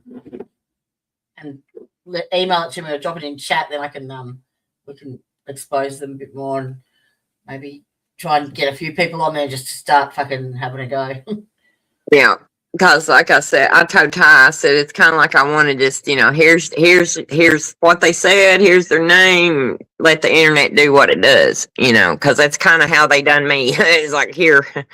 But, I'm not going to get on there and just make up blatant. No, we lie. want to find out the truth about these people. Brandy has been They want to known make up lies because they ain't got nothing else. But I want to know the truth, why they feel like they have to get on there and make up lies about somebody else. What the fuck are they trying to hide and protect? Yeah. What was it that one night? Brandy has been known to be a bit of a douche nozzle. Just ask her family. Gobbles you, Brandy, or something. The fuck? See, that's what I'm saying. I get. You know, I'm good with my family. I never have not been. Brandy's one of the sweetest souls there are. I don't understand how. People are just fucking evil. They're just Well, I evil. can't see my grandkids. That's all there is because to I it. The live evil 2 can't hours. hide itself anymore. That's what I'm saying. Like, they just have to fucking expose themselves. The demons are exposing themselves. Y'all need to go find some fucking holy water. Dive in. There isn't enough. I don't think there's enough. Because they're definitely under the influence of something. Something. I mean, like I said, Got a darkness in their soul. Got a yeah, darkness in their soul. and which confused my friends and family because they were on the post making comments like, "Why are they making laughy faces? There's nothing funny about this." You know how This chick says the way that they posted them babies for complete strangers, no wonder why she's not seeing a soul. Well, you're on a fucking child protection services fucking advocacy group. You're not exactly. like, hello. What Exactly, do you want with the right? fucking post? They made it sound like I was doing it. Is that one of those Freudian slips, a confession Yes, of what kind of people yeah. are lurking in there? Is that what that is? You telling us that that's There's what like your group is? I think it is. I think that was a Freudian slip. Admitting who they are. They have to tell you who they are. it all started with a comment that said, "Do you have her permission to post this photo?" And I thought, huh? I said, "Well, why wouldn't I? That's my daughter and my grandchildren, and I took the picture." I mean, and then Sarah got on there and defended me and said, "That's my mom. Yes, she has every right to, you know," which, made me feel like it was acting like I was catfishing or something. But, I've said this the whole time. I'm not a grandparent trying to overstep my child and take my grandchildren. I'm just a grandma that wants to be a mamaw, and I want to see them every other weekend or on the weekends and be a part of their life. I'm not asking for, to take them. And so my support is primarily with Sarah. She's their mother. You know, she deserves every right to be their mother. And that's, where I've always stood with it. I mean, I could have been a jerk and went behind her back and, pulled some stuff, but I'm not, like I said, she's their mother, you know. There you go. The silence of being an alienated grandparent. Is that the thought? Or no, grandparents who can't see their grandkids, it must be. That's it. Yeah. And I mean, and I deleted it. I did. As soon as it started getting a little, I went in, I deleted it. And And last that's night, your original post there. Children are not pawns. Return them home to their families, the families that they love, that love them. And then because someone's commented, "What's wrong, Granny? Comments didn't go the way you wanted, so you deleted." Fucking yeah, I mean, Evil. Fucking evil. no, What's wrong? What's her name? What? I can't see that. Nicole Patrick. Nicole Patrick. What's wrong, Nicole? You got some shit to hide? Gonna find out. Oh yeah. I mean, it's like I said, I deleted it completely, just gone. I've got it on paper, right there, that one. And I even like submitted it to the administrator, which probably did no good because they're probably part of it too. Yeah, they've got the 3 little dots beside their name. You can click on that, and I'm pretty sure that reports them. I mean, I would hate for another grandparent to go in there and try, post something, Nice. and it just tear them apart, because it did me. I ain't gonna lie. I mean, they got their desired reaction. It upset me, but not for myself, but because of Sarah, and it's just It's fucked up. It's fucked up. So All right. Crazy. I suppose we should. I suppose we should do the Yeah, depot. Facebook is fucking toxic, Teresa. I tell Brandy all the time, listen, so most of them people are the assholes you went to fucking high school with. Yeah. So don't even worry about it. Yeah. X is worse. Way worse. Yeah. There it is there. Okay. I'm gonna close this door. I'm freezing. Add to screen. Where am I? Now this is the recording. I managed to get halfway through it and get off there. I don't want that there. To get rid of Mrs. Voice, but I got halfway through it and the actual I was doing it on my Clip Champ and it just died on me 3 times. So I can share it through Clip Champ, but the second half Okay, we got to finish listening to that fraud report too that we started. Yes. Yep. what was it? A fraud? About the Kentucky fraud and the human trafficking and stuff. Yes, The yes. attorney general, because that gets into our big government, to our attorney general and stuff. You got to. It also shows why we didn't get no help. You can It explains why we haven't been able to get help. very much It so. explains everything. Yeah. So. Well, there's about half an hour of this, and there's about half an hour of the other one as well. So, we'll Okay. get into it, love. Get into it. Let's do it. I'm sorry I come in and took up all the time. No, No, it's okay. We needed to. I've been dying. I'm waiting for you to come and do this. Darwin, this is your space for your voice. This is Yeah. yeah. This is your space. This is We've what you're been supposed to do. waiting for you to share it. Yes. Everybody's been on the edge of their seats waiting for that story. You know, the sad part is there's more to it. I just cast it away. I know. We need to have a like an open panel for the afternoon where people can just come in and say hi, like jump up and on stage and tell their story and fucking just get it off their chest. Yeah. I thought that was a good idea. Yes. You know how they do like those anonymous hotlines, you know, where people can call in and tell their. Yep. That would be so, you know, good for it, especially in our area because, you know, people don't talk about a lot of this stuff, you know. I'm in the process of setting you up a Discord server, which is perfect for that because then you get to vet who is allowed in and who isn't, and you can set it up just for the victims. Yes. And you can save all of your resources. They can contribute to it and say, hey, I found this great person. They're really good, blah, blah, blah, whatever. They can't get in. You cannot get in there without going through you or Tyre at all. So and you can share. You can do exactly the same as here. You can watch movies together. You can play games. You can do whatever you want. Post fucking news reports on the latest shit. Whatever. Yeah. It's yeah. I'm getting there. It's halfway done. We get it. All right. We'll do this. I gotta walk. Got my fingers in too many pies.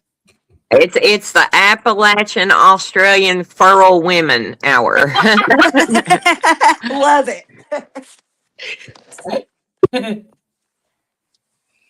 Appalachian Aussie here. Appalachian fuckery. Oh, man. All right, I'm going to close this door. Oh, shit, sorry.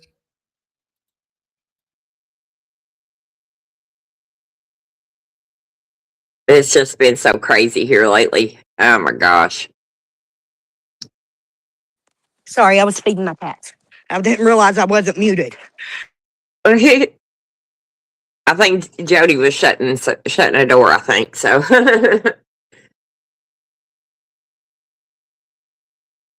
I don't know, but that whole mess, Ty, you know, it wound me up. I didn't know what to do.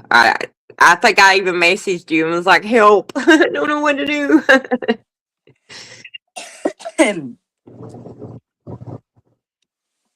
on, I'm just trying to work out what. Yeah, I knew it was. I knew it was going to Yeah. get to you. Why is that running past? I knew it was going to hurt your feelings. So that's why I kept telling you, don't let that bother you. Don't listen to them. Let's figure this out. You know me though. I swear, it's like I feel everything so Yeah. Intensely. Yeah. Yeah. intensely and personally. It's like I've tried my whole life to be a nice person and be a good person, and not, smile at somebody, say hi, or hey, can you afford just a compliment or something. That's so to have somebody just come in and tear you apart for shits and giggles. I don't I don't understand. understand it. I can't Yeah. comprehend behavior like that.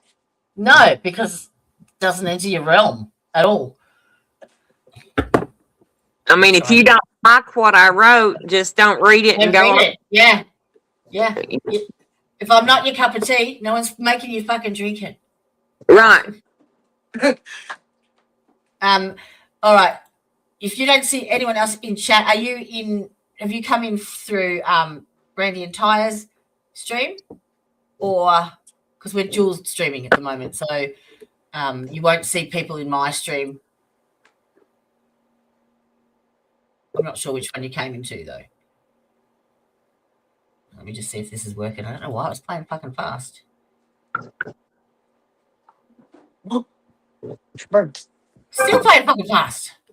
It's so cold out there. Mm. I need a cup of tea. You know what? That's a sign. We're not supposed to watch this tonight. Just saying. Let's get back to the other one. Because, yeah, I don't know what the fuck's going on there. Just, where was I? I made me some goldenrod and yarrow tea Yeah. because I've been having some bleeding from my bowels. Mhm. And the Does that goldenrod help? helps with internal bleeding, and yarrow should make sure that I don't get like colitis or any kind of infection or anything in there. And I'll have both of those up in the shop by the end of the day. Ooh. I'm just trying to find her again. That stream at least anyway. Where is it? Posts. It's a post, that's right. There we go. Share this page. Come on. Move that.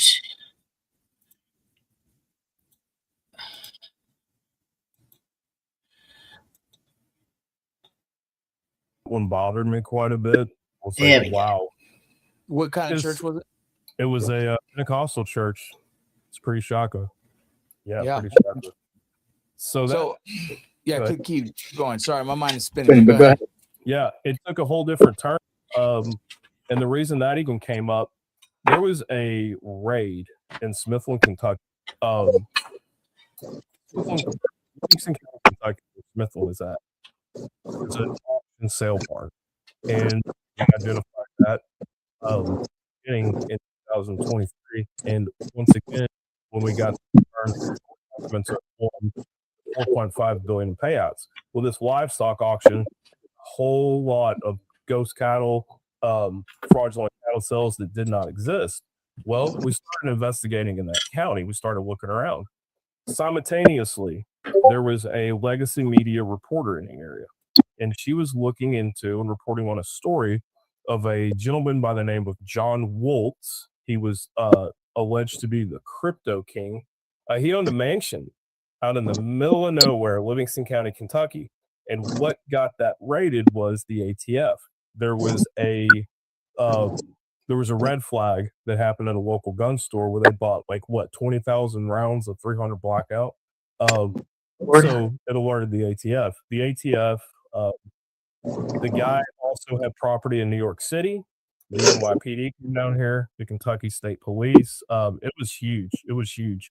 This episode is brought to you by First Form, a company that I've been proud to work with for over 11 years. These guys aren't just about supplements. They're about building a convenient and ridiculous perimeter of this mansion. So she wanted to know if it was me, and I said, no, ma'am, it wasn't me, but I want to know everything about this. I want to know all about it. So she informed me and told me about it. The next day, I get a call from a family services worker who tells me that at that mansion, it's a lot more going on than Bitcoin and torture and crazy amounts of weapons. I mean, that story is all over the internet. She tells me that there was a 13-year-old girl that was found in a ditch outside of that property. And she works for DCBS, which is Family Services here in Kentucky. So she got the call on the 13-year-old. She said, this isn't being talked about. That little girl only spoke German. She did not speak any English. She only spoke German. So She was alive. she was alive. Correct. She was alive. And I got this all from Family Services. I have a theory on the German. That You tells know, us that she hadn't been in any type. you know what I mean? What was So that? what? I said I have a theory on the German speaking part of it.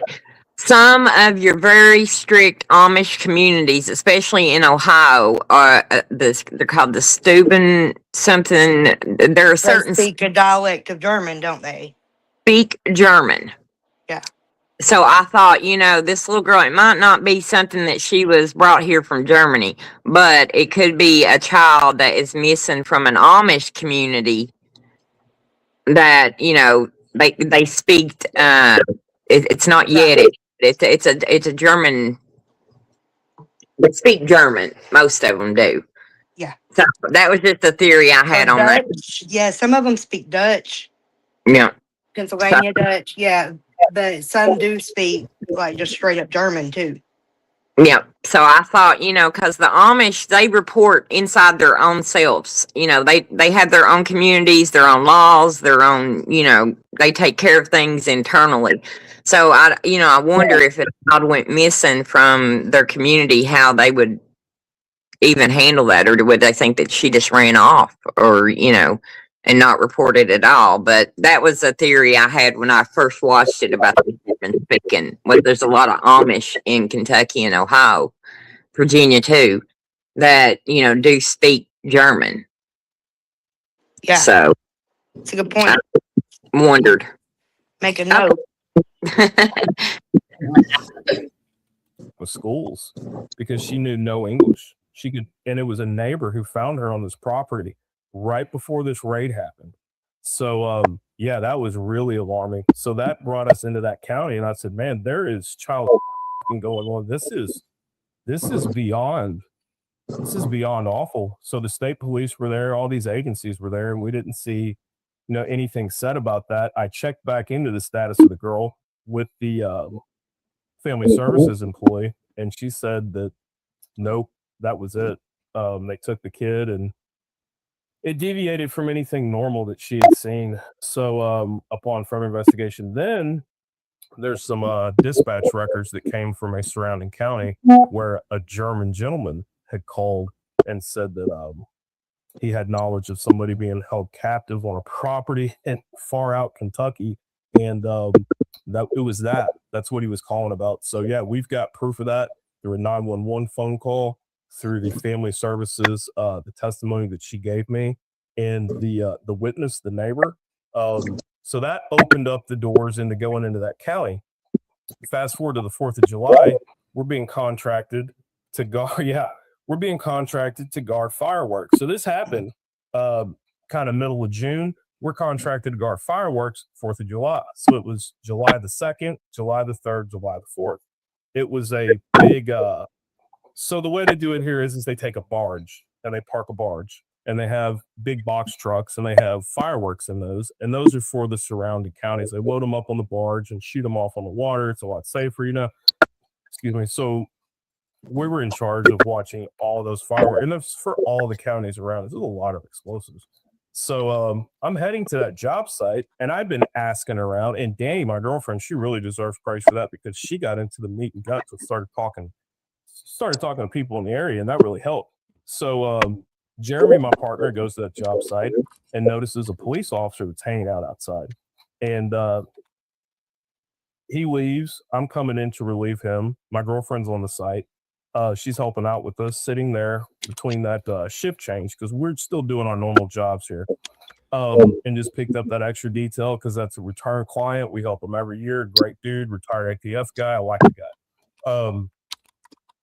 Jeremy leaves, and he notices a police officer, and he tells me about it.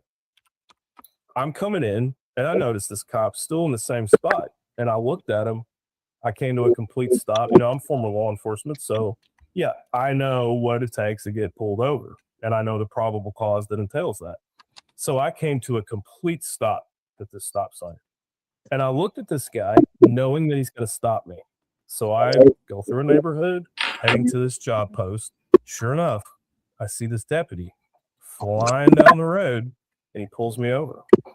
And it was a little bit of a heated conversation. I put the video up on I've got a little personal YouTube channel. So I put it up there so I could share it around and show people. This guy admitted in here, no probable cause for the stop. He wanted to know what I was doing. So basically, in a nutshell, it was a pretextual traffic stop. The kid told me that he was looking for a black sedan, made up a whole story about a vehicle that matched the description of mine. I believe they were looking for my girlfriend because they knew that she was in the area and she's a national advocate for child trafficking. And they had just had this situation with this young girl. So I believe that was the reason for that traffic stop. In the traffic stop, this young deputy says to me, anybody can hear this.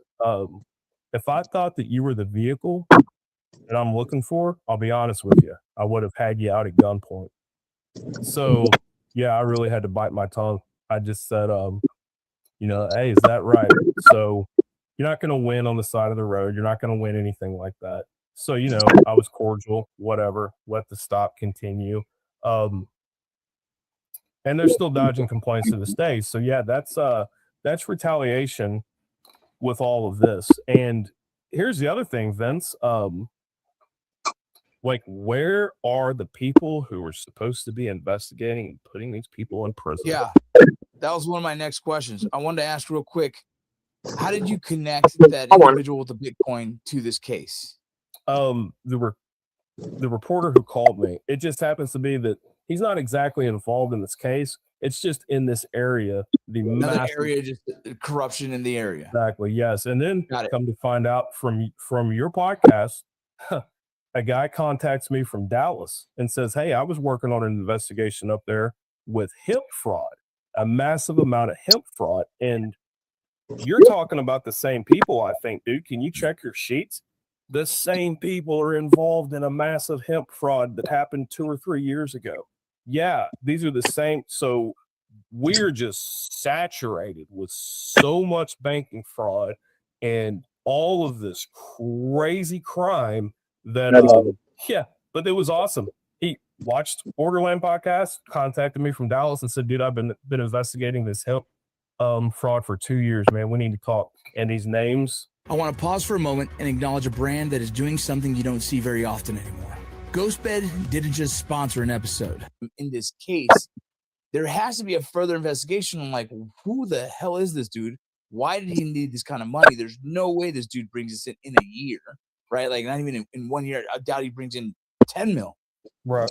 So who's supposed to be enforcing this and why haven't they?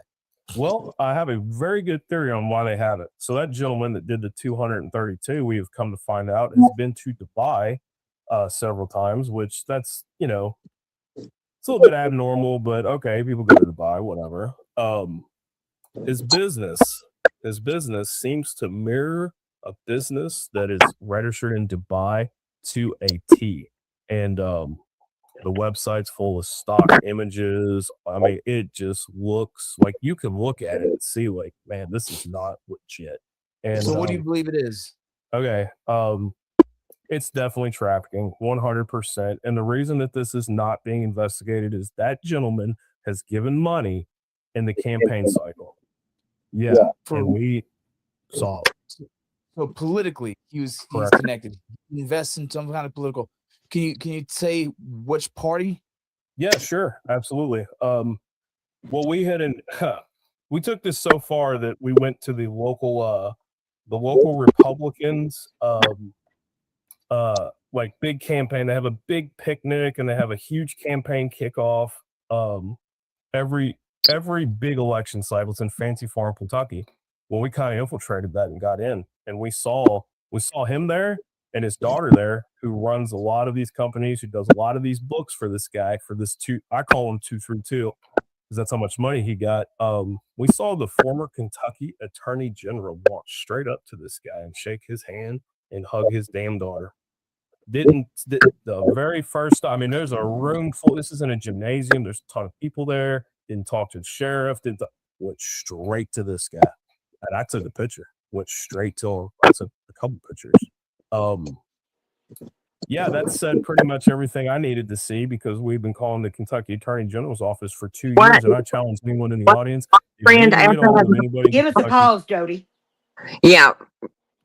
Tell the connection there, Ty, how That same day, our friend approached the Attorney General and asked him to send a human trafficking unit to Letcher County, and they blew her off. She's got it posted on her platforms, Smokeahonas. she was The there. very same day that he took a picture of him hugging and shaking hands with the human traffickers. You have her telling him, why haven't you all sent somebody to Letcher County to help us?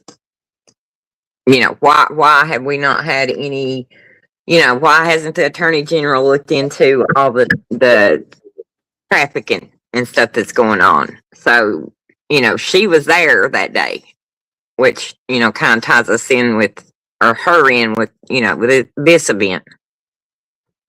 Yeah, so it all sort of ties in. So the rehab clinics and stuff, and the drug court, and where they get all their sanctions, that this is their income. This is where the corruption comes in, and they need to then find a place to launder it and bring it back in legally, type of thing. So he's following the money pretty much. Is that right? Yes. Yes. And you got churches, you got, and he's making all these other, he's going to be making a lot of connections. Yeah. All intertwined. Of how all these people have ended up like in the position that they are, or that they've been able to take advantage of us for so long. It really drives it home. Yeah. And illustrates like why we haven't been able to get help despite multiple reports, multiple times. His own detective, Matt Easter, is the one that has conducted all these depositions and investigations. but done And nothing. then just swept it under the rug and nothing happened. This explains that. Yeah. Okay. Yeah.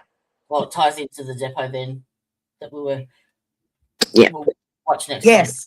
Yeah. Keep that in mind, that the depots that we've been listening to, all of those have been conducted by this very same Attorney General's office and Matt Easter, who works directly for the Attorney General. Yeah. So listen what he says about him next. Okay. Attorney General's office, you're doing a lot better than me, because I have tried and tried and tried, and their phones literally go to voicemail and say that the mailbox is full. Yeah, so nobody wants to touch that, and I know why, because there's so much political corruption. And then what's going to come out? Hey, these people have touched cartel money. Oh, the former Attorney General may have touched cartel money. I mean, I found out that guy, the whole reason we went to that political event was from opensecrets.org. I looked up the guy with the sheds, and I was like, wow, he's giving him publicly a lot of money. I bet there's something there. And we went, and I saw it with my eyes. Like, whoa, there is something there, big time. That might explain why they never would return a call. How many times did we call the Kentucky Attorney General's office? For 2 years. For 2 years. Yeah. Man, it's kind of... It's discouraging. Yeah. This is the same as your first one. I'm just like, I have chills. Like, this is insane. So this individual owns a company not far from you. Correct. What steps can you take to try and I don't know, find someone who's going to take action on this? Is this, look at, locals is corrupt, and is that what you're saying? Your local law enforcement political parties are corrupt? Oh, absolutely. Yeah. I mean, if you just look at the death investigation that we went over last time, yeah, that says everything. And since then, with the money, with those payout sheets, we've identified police officers from that county, Marshall County, Kentucky, that are in those pay sheets that received money. Oh yeah. Yep, that's there. That is there. Yeah, I couldn't believe it. I was like, dang. John, you're going to get us both killed. I know. I know. Yeah. People don't realize how dangerous this all is. You know, it goes so high up. You know, it's scary. It's scary. It's systematic, for real. Like, we keep saying it's systematic, but I think that that concept escapes people. They don't understand what that really means. Right. The entire system is designed for this. Mm-hmm. They've set it up that way. So you're shut down. You know, it doesn't matter wrong done to you. You know, you're the lesser in society, and it doesn't matter what happens to you. So, you know, it's kind of like shut up and take it. Yeah. That's fucked up. Brandy, I think we might be getting a little bit of feedback from your mobile in the street, like it's just clicking around. Okay, I'll hit mute. Just while you're not, yeah, thanks, sweetheart. All right, let's keep going, and then we're gonna. I think it's time for us to do something more with this. This is just too insane to me. So you've identified people who've given numbers. Some of the money given was to cops. Besides this massive individual, the 200 million plus, who else stands out to you? Oh, geez, state representatives. There's state representatives in there. That's exactly why we have a GoFundMe GoFundMe page for a computer. We're over. And let me. I want to hear it one more time. Is it both sides of the party? Is it left and the right? Is it Democrats and Republicans? Or right now, from where you're standing, it's only one side? No, it's definitely both. I mean, this same guy gave money to the current governor right now is a Democrat who was absolutely crazy about COVID enforcement, Andy Beshear. So yeah, I mean, this is, and I know why this isn't investigated, because it's at the top of the state. I mean, we've pretty much established that now. Now, Andy Beshear is the Attorney General, correct? No, Andy Beshears is the governor. our gov. The one that's Yeah. been over there rubbing elbows with the globalists in Finland. He spent $40,000 of taxpayer money to travel to the Davos thing in Finland and go rub elbows with him. And now he's come back and taken a stance saying that we're going to be a sanctuary state and that we're going to fight ICE and all this other nonsense. Like, oh, we So- are? What? I don't know. Is governor lower than Attorney General or higher? Higher. Oh, it's He's, higher. the attorney general is under him. Okay. Governor is like governor of the whole state. Right. He's the boss of the But- state. But he's about to point out it's not just him. Like it goes, like he said, to state representatives, Yeah. senators. Fucking, it's deep. It's deep. Fuck no. It's all of them. The And local I judges, love all of them. Yep. That's what keeps us from getting help. You know, it's cut off every branch, every angle we've took, it gets stopped. A system designed for enslaving its people, abusing its people, and stealing their money. The more I hear and talk to you girls, like, you have been groomed your entire fucking life. Yeah, we're property to them. Entire life, Mhm. without a fucking doubt. Federal investigator to call me anytime. Anytime. Call Jeremy anytime. Anytime you want to reach out and know more about this, I would love to be afforded the opportunity to sit down and show you everything that we've got. We need to talk Yeah, to I'd him. love to do that. Yeah. If anybody's out there, hey, let's do it. Crazy, man. Okay. Do we have his name? Is it in the? Yes. I'll find his YouTube page and stuff and send it to you too, where we can watch that video of the cop. Whenever the cop was harassing him when he got pulled over Okay. and they were exposing. Is that on here? Yeah. No, it's not on here. He's got his own channel where he posted it. Okay. Okay. His name is John. Hang on now. I have to look. So, in the cattle side of things, who is there? Is there's so from the way I understood it, and also called a couple friends of this, is that for someone, this is part of the original story. Those of you listening, there was original estimation of 200,000 cattle heads on his land, right on the McLean farms. They said 100,000 cows, and There you go, 100,000 cows. And when you got there, there was under 2,000, correct? Correct. And they were emaciated. Emaciated, right? No food, very little food, dying. It was just sad. Who is it in that area that has to, I guess I would say, what are the steps of getting that approved to really get the money for 100,000 cattle head?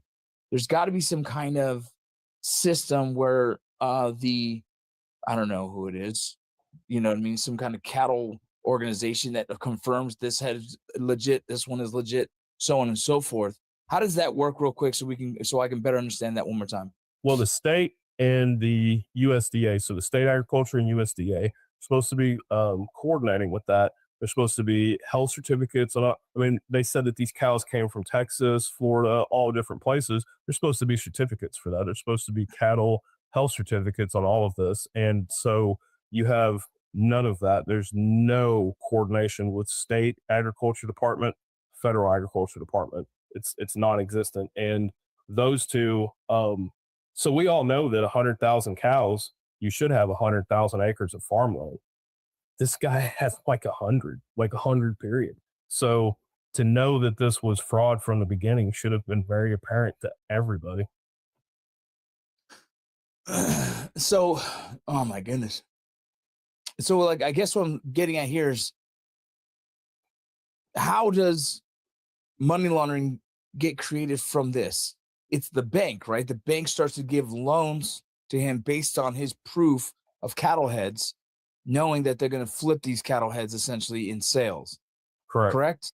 So multiple layers of corruption here, where the state and you said the agricultural, what is it? The Department of Ag.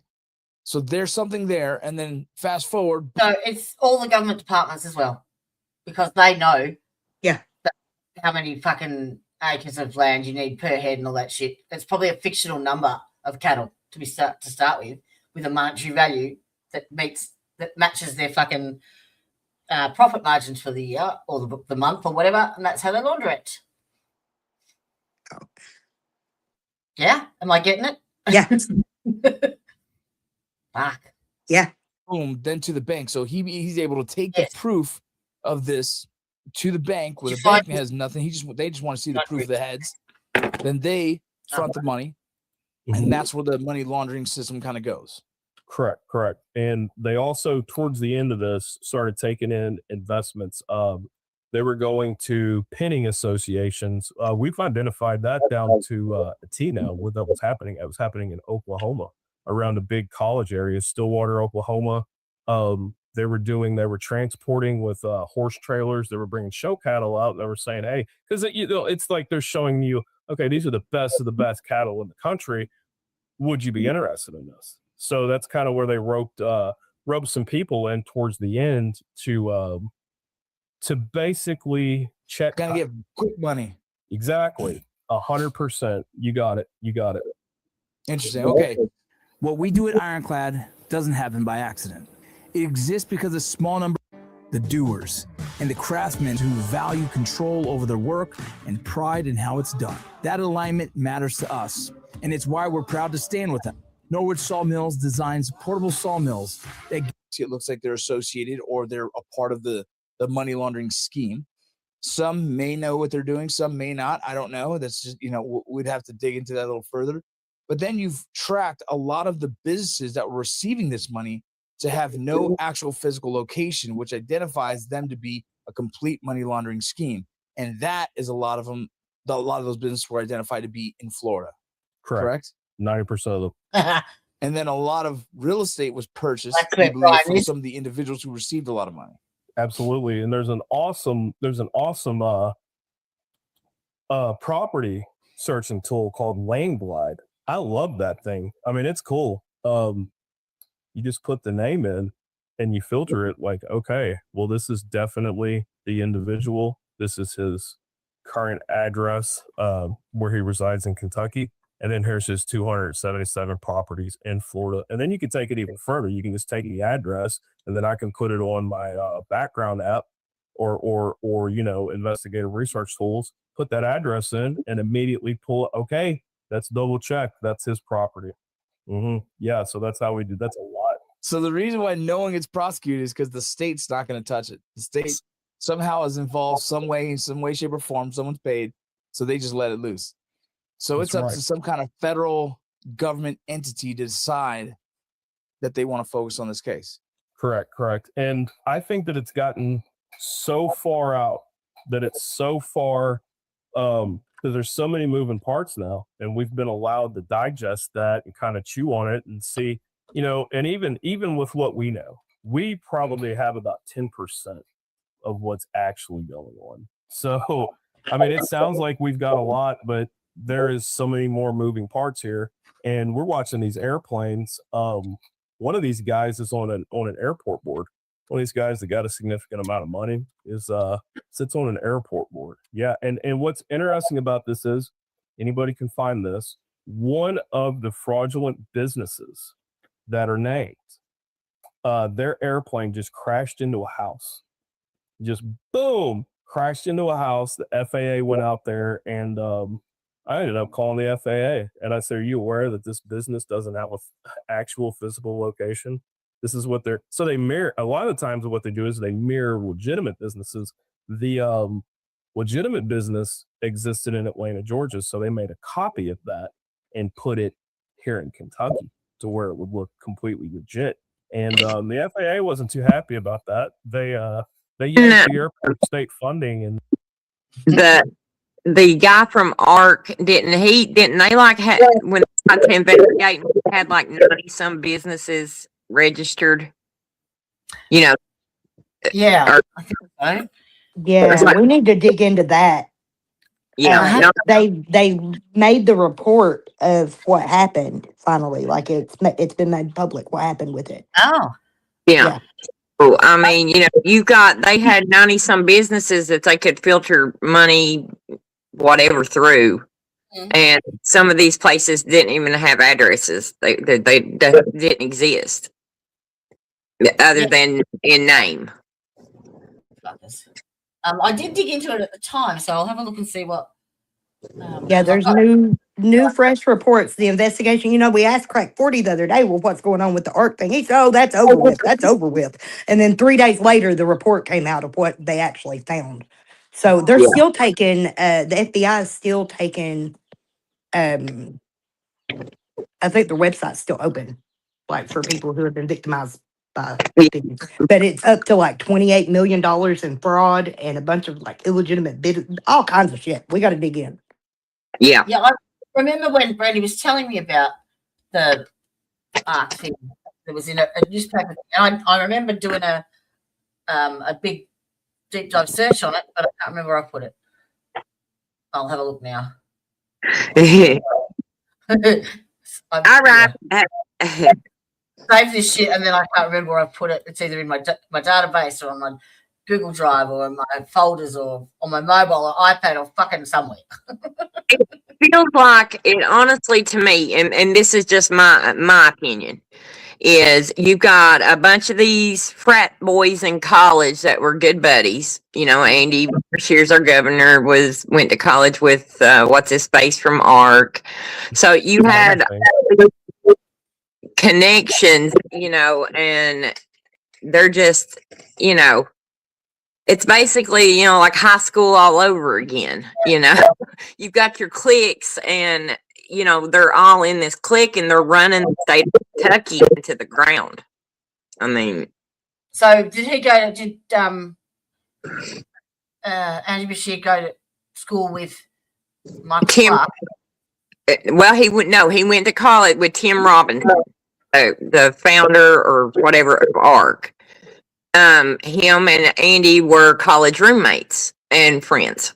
So there's that connection that, you know, some people know, some people don't, but they try to keep it kind of, you know, not very public knowledge, but they went to college, they were roommates in college, or but they had been friends, I think, even before college, but they do have that connection.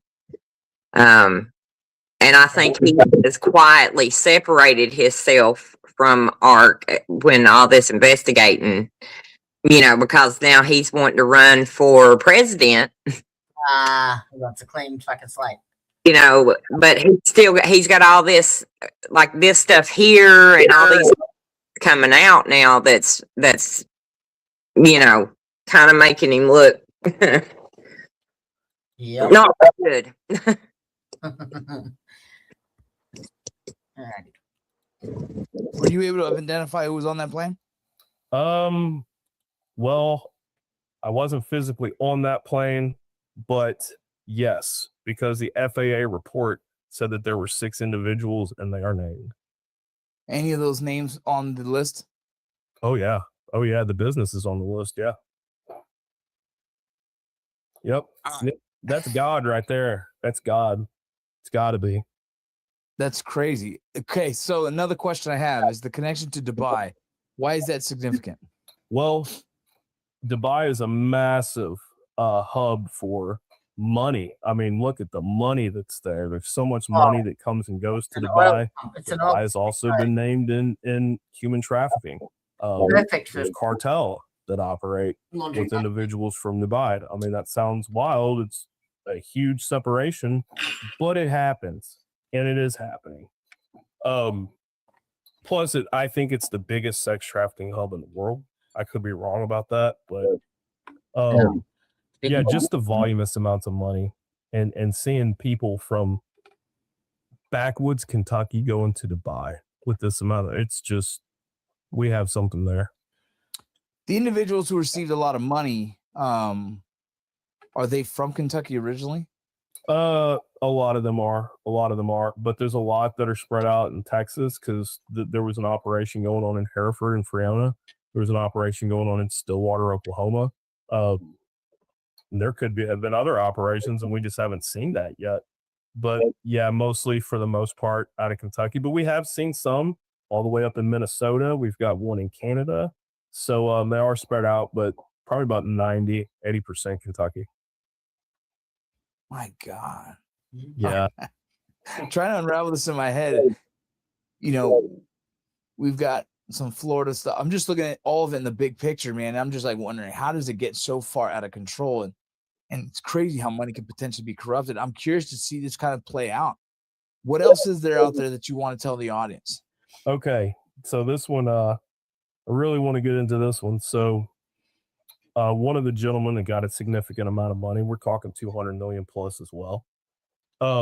We get a tip, which I can't thank you enough again for this, because that first episode, there were so many people that came out of the woodwork and said, hey, I'm from Kentucky. I watched this and you guys are not wrong. This is what I've seen. So we've basically taken a lot of all of that, put it together. We've even got a web, like we use AI to make a web and just all these offshoots, hundreds of them. Well, we were given an email. I searched the email. That particular domain, map-link.com, redirects.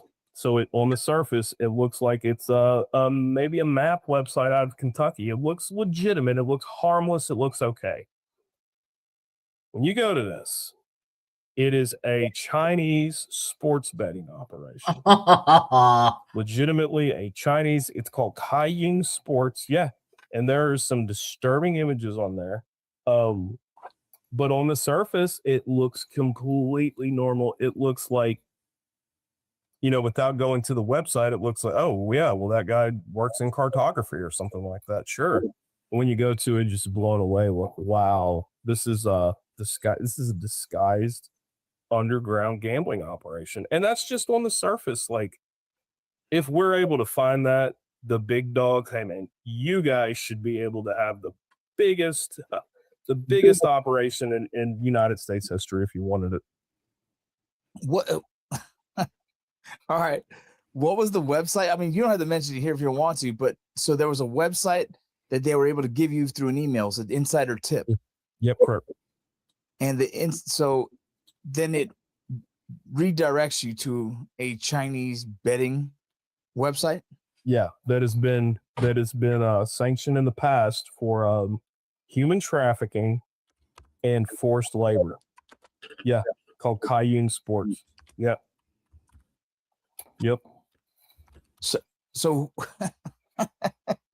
how I know we're cooking So- with gas. I mean, there's these things just one after the other, after the other, after the other. I mean, it's crazy because it's all tied in, right? It seems like money's given to certain people so they can help kind of facilitate this money laundering, but also facilitate whether it's the fake cattle, whether it be drugs, whatever it is. These people all seem to be assisting in it, and then they get paid for it, and then they go and do their own version of what they want, like their own version of corruption. Correct? Right. And the cattle, like you said, the cattle are just they're just the base layer. It was just an easy commodity to dump money into, and to Did go. you mention the website that it was originally? Mhm.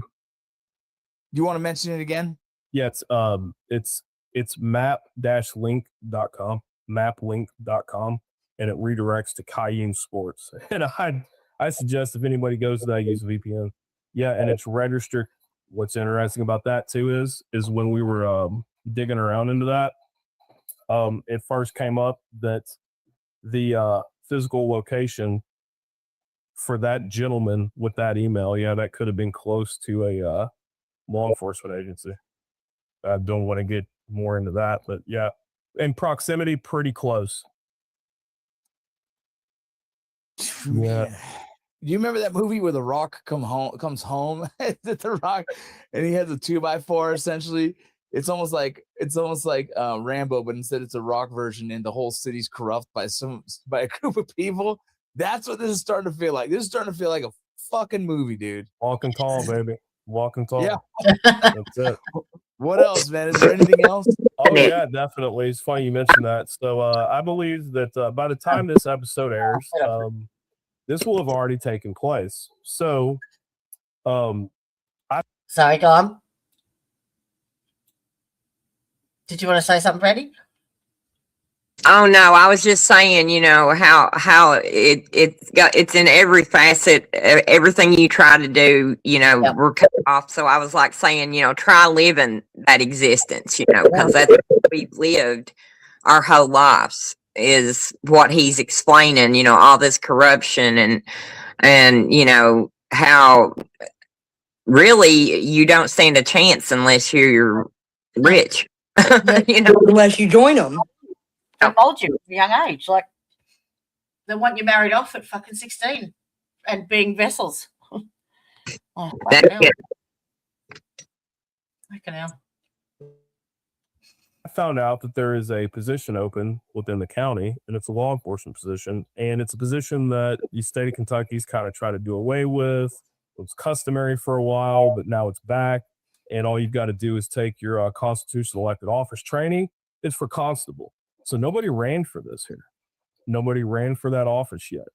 And there's a deadline, and that deadline is next week.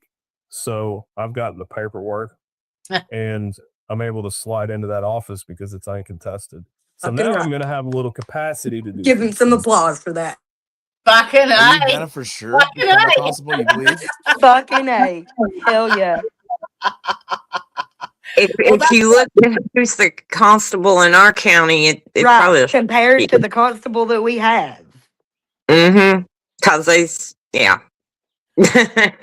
I'll just say He ran unopposed for his entire career, and the other guy, is it Hatton? he's the county attorney that is not going to. Patton was the county attorney. He said he's not seeking re-election. No, Right. but he's got the last 4 terms on a fucking unopposed, and he's the only position you get to vote for. Yeah, everybody else is kind of appointed, and you don't have a choice. I mean, except for our magistrates, but I mean they're all tied in, so it's a mess. I actually looked into it. That's why I did a bit of a comparison between Australia and America, but we don't have, like, they're all you've got to, they're elected basically. Well, listen, the constable we used to have, God love his soul, he was a sweetheart. He transported a lot of people to jail, and he transported my youngin to juvie and jail, and you name it. He's always was the transportation. And God rest his soul. He's gone now, but you know Geraldine, Ty. You Yeah. know, he was basically the town drunk, but he was Yeah, our he's just a sweet little guy that delivered paperwork, basically. basically, and you know, he He kind would of serve you your court papers and stuff. and you know, he would transport them back and forth. He actually had a car accident transporting my oldest one to a juvenile facility. He was a little inebriated and ran over a traffic cone, and so you know, but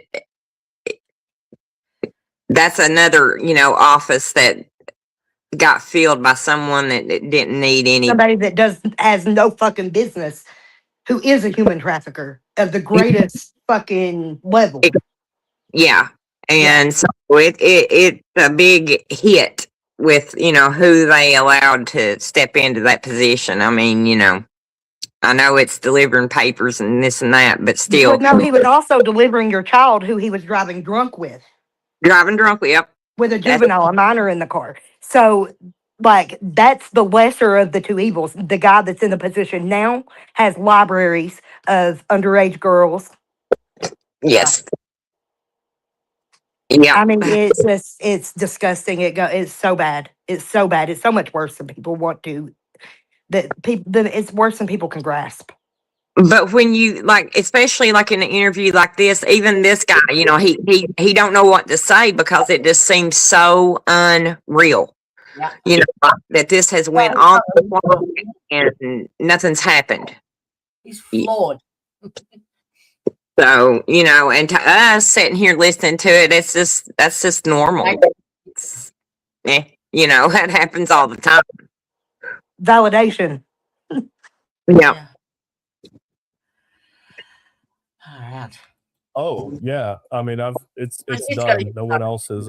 It's uncontested completely. Unless they can figure out a write-in for this, we slid into it, and we've had somebody at the courthouse watching to see if anyone's filed yet or anything. So I've had a heads up. I knew I couldn't do it weeks ago because they'd find somebody to run. I got to do it at the last minute, so that it looks like we're.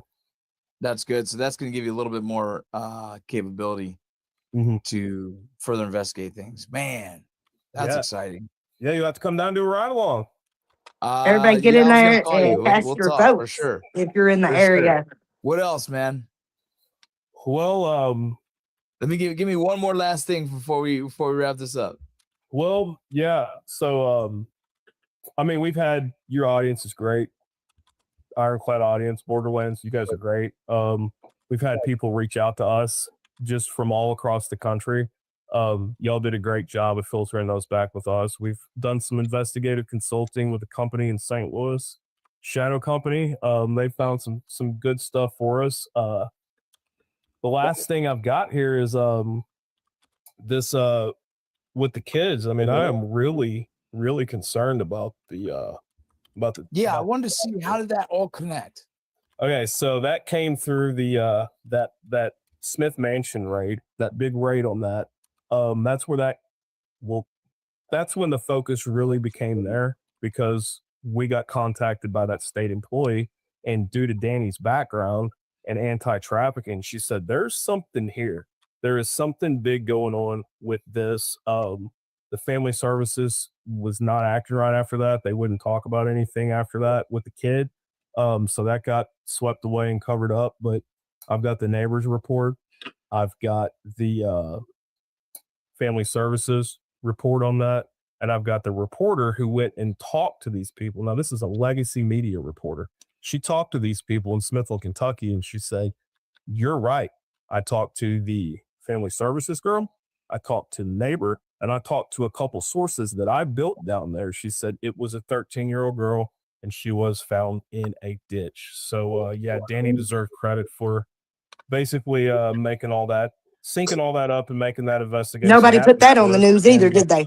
I would absolutely love to sit down with some credentialed anti-trafficking people and take them to these places. I can take you there. I can physically take you. Yeah, man. Look, use this time right now to talk to the This audience and man ask is for an whatever angel. assistance you need. If any information that you're looking for, please and direct them to where they should go to get a hold of you. Absolutely. So if you go to Overwatch Security Group Kentucky.com, One step ahead of you, John. or I can, you know what? When we get done, I'll just send you the website link, and we can have that. So Overwatch Security Group Kentucky, you can go there. My email is on there. It's a Proton email, so feel free to shoot me if you want to connect. If you have skills in open source intelligence, we would love to have your assistance. If you have skills in this financial fraud investigations, we would love to have further help, because we are not even maybe 30% into that $4.5 billion with the 2,000 payments. We just kind of sifted through all this. We weren't able to go through each transaction, each of those 2,000. We grabbed names and looked at that. So we would need help with that. Yeah, so we're still doing this out of our pocket. We're buying drones. We're in our spare time, this is what we do. I mean, yeah, we still have fun and do a little bit of other stuff, but yeah. And anybody who's got experience in like cybersecurity with some of this stuff, with the I got a guy. I'll connect you with him later. Oh my God! That's what. You know what? That's exactly what the guy I know. He's into that cyber. This is the only way we're going to get them, because I don't think, because there's so many of them that's got their hand in the jar with this sex trafficking and things like that. I think the only way we're going to get them is to pull the Al Capone on them. You know, the tax evasion or financial fraud of some kind, because it doesn't seem important to the state, these other crimes going on against, you know, victims of CPS and the children, and like people like tying my son. They don't care because they're part of the system that's designed to do it. It is a criminal organization. The only way that they're going to be able to snag them is if we go the up in their money. Yeah. Well, at the end of the day, their main agenda has been to produce an income to make money. So you got to hit them where it hurts. You're just a product of that. Yeah. Yeah. Fucking hell.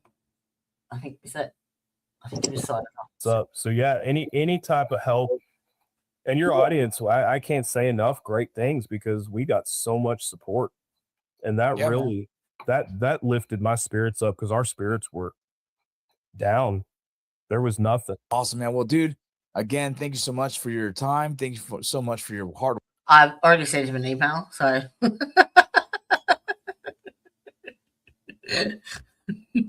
strike while the iron's hot, I say. Awesome. Yeah. His blog is actually quite good. I went on his channel and it was like, oh fuck, there's nothing there. But he has the link to the blog as well on his channel. Like there's only 3 videos or something, I think, and 2 shorts. I'm like, what? Have I the right guy? I'll check it out. Yeah, so the link's in the chat. What else? Do we want to do anything else? It's at 3 a.m. Oh, we've been 2.5 hours. How are you girls? You done? You ready to call it a day? It's up to y'all. Whatever you want to do. I'm not bothered. The video I wanted to play isn't working yet. I am making. Oh, what the fuck is that? It's rice, but it's for skincare and hair care products. Let me see if I can. So that's what I'm doing in the background while we're doing this. Hang on. I've got the. Oh no. Oh no. Where do we go?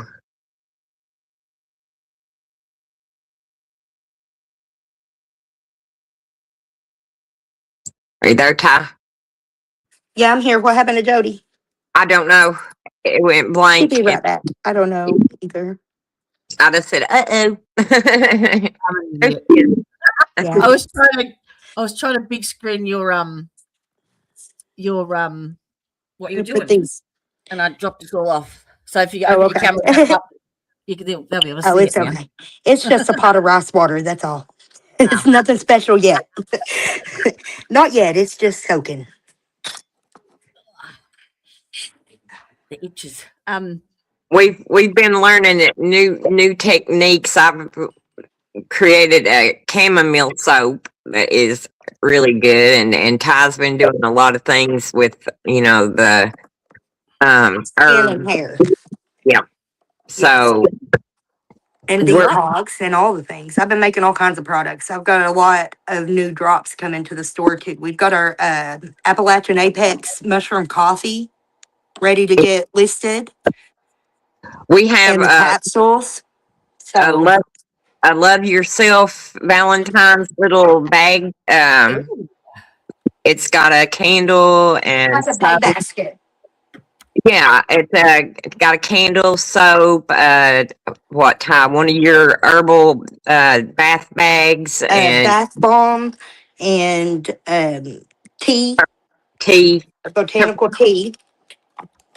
A good bath. It's got a nice little spa experience. It's a spa experience in a bag. So and candles and different things. So we're slowly we're getting it. Yeah. Oh, Trump said that's lovely. Thank you. I got a little ditty for that. Wait for it. Ready? Oh, thank you. Out to the person that just gave us a super chat. This community is just the best. Love you all the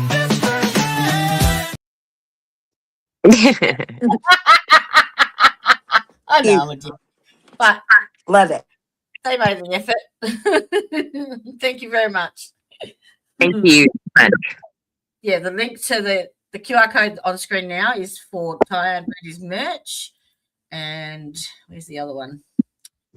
Let me go back up. So this is TYAADAMS GoFundMe for the Pooter. And next one is, oops, there we go. The YouTube channel. There you go. 1, 2, 3.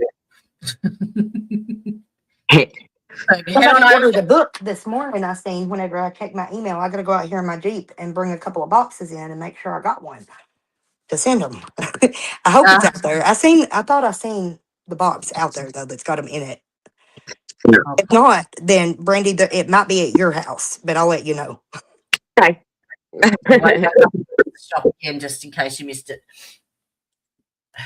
Sounds like you're putting some new merch in, yeah? Yeah, we've been working on stuff for about 2 or 3 weeks now, trying to get some new products and different things that of course we tested them all on our family first, so that way nobody Yeah, I gotta make sure nobody's gonna have any craziness happen. Right, Make so sure everything's safe. But always be aware with herbs and new skincare and stuff anyway. Like test a little bit on your inner wrist before you put it on your face. Yeah. Just to be sure. Because you never know when you might have a reaction. Especially with autoimmune disorders. We tend to have odd allergies. Well, if you're on immune suppressants as well. Sometimes, well, I am. So that doesn't help. Yeah. Like I fixed some, like I said, the chamomile soap. It was inspired by Scarlett. She has, I can't say it right hardly, but eczema. Eskimo. Eczema. Eczema. I have, everybody has that one word. That's mine. But her little skin. So I had made them in the shape of little Hello Kitties. So they're like tiny soaps shaped like Hello Kitty that you could use like an oatmeal or a chamomile soap for their skin. So I was like, here, try this. So it's been tested and it worked, so we're good. All right, just put up, I haven't got it written down for some reason. Not sure why. Anyway, that again up there in the corner is the merch for Tyre Brandy, and this one is their YouTube channel. Head on over and give them a big like and sub. because the more you have, the more people hear about it. The more we get the word out there, the more support we go. And we're looking forward to Sabrina's civil case starting on the 3rd of March in London. I'm gonna. Federal, so I'm not sure if it's public, like open to the public or not. I might have to check that. I'm not sure either. I thought about just messaging her and asking her if what ain't close, to see if that would be something she would want, because you got to be careful with people that have been through all this stuff, because at this point they don't know who they can trust, who they can't trust, who surely she would though, wouldn't she? Like, I mean, well, I hope she would know I wouldn't, but what I'm saying is I try to be careful with their feelings, because I know We're big on consent. right. Oh, absolutely, yeah. Right. Thanks, Ty. I couldn't think of it, but Yeah, we're big on consent. right, because I feel like that has been taken from Yes. a lot of our whole life. We've not had a choice in anything, so I'm pretty big on I'll ask first, before I, kind of Assume. do anything. Yeah. Yeah. I actually saved it. I think I put it up in Discord, actually, did I? Or did I put it on my posts? I think I put a post of it. I did on my YouTube channel in the part of the community section. I'll share it with you, Ty. It's the details on the date and time and the place of where it's starting in London. We need to share my new interview that we just did too. Our new interview that me and Brandy just did. Oh, With the Devil's Advocates. I don't know if I shared it or not. Did we share it? no, I didn't. I hadn't gone live until yesterday. Okay, he so just took it off of members only, so he did, we need to yes. do that probably at some I'll do point. it now. Do you want me to pop it in chat? The link? If you want to, yeah. Yep, I can do that right now. I'll just find it. We was gonna watch it together, but we started gossiping about everything else, so Yeah, well, I was going to watch it. I was sharing it with you because it was under the membership thing. It was members only at first, but yeah, it's released to the public now. Yeah, So we can watch it and- together. We could probably I don't know. Y'all share the link so they can go ahead and watch it. And then later on, Brandy, if you want to have a watch party, we can do that. You don't get to watch it. yeah. No, we haven't watched it yet. We was going to, and then we got distracted. Yeah, I haven't ADHD, man. I got ADHD brain. What's a I watch have- party? either. What is a watch party? What is that? Oops. That's where Like, you where we watch it together like this. We're having a watch party right now. Yeah. Well, do you want me to put it on? I can put it on. That's no biggie. Okay. I'm up for anything, y'all. I'm gonna come. Here we go. You put that there. We'll start back at the start for everyone, eh? Because he's funny. He drops the F-bomb. Really, I'm a big time like first impression person, I pick up on, I guess stuff, and I liked him. He was direct. He earned. He was as passionate about it as we was, Yeah. Nothing we said, he was offended or shocked or, wanted to curb us any, Initially, he actually did. He was really specific, asking, like, is this okay to talk about? Is this okay to talk? And he was really careful. Yes, he was so respectful about my boundaries and like I could tell he was big on consent too.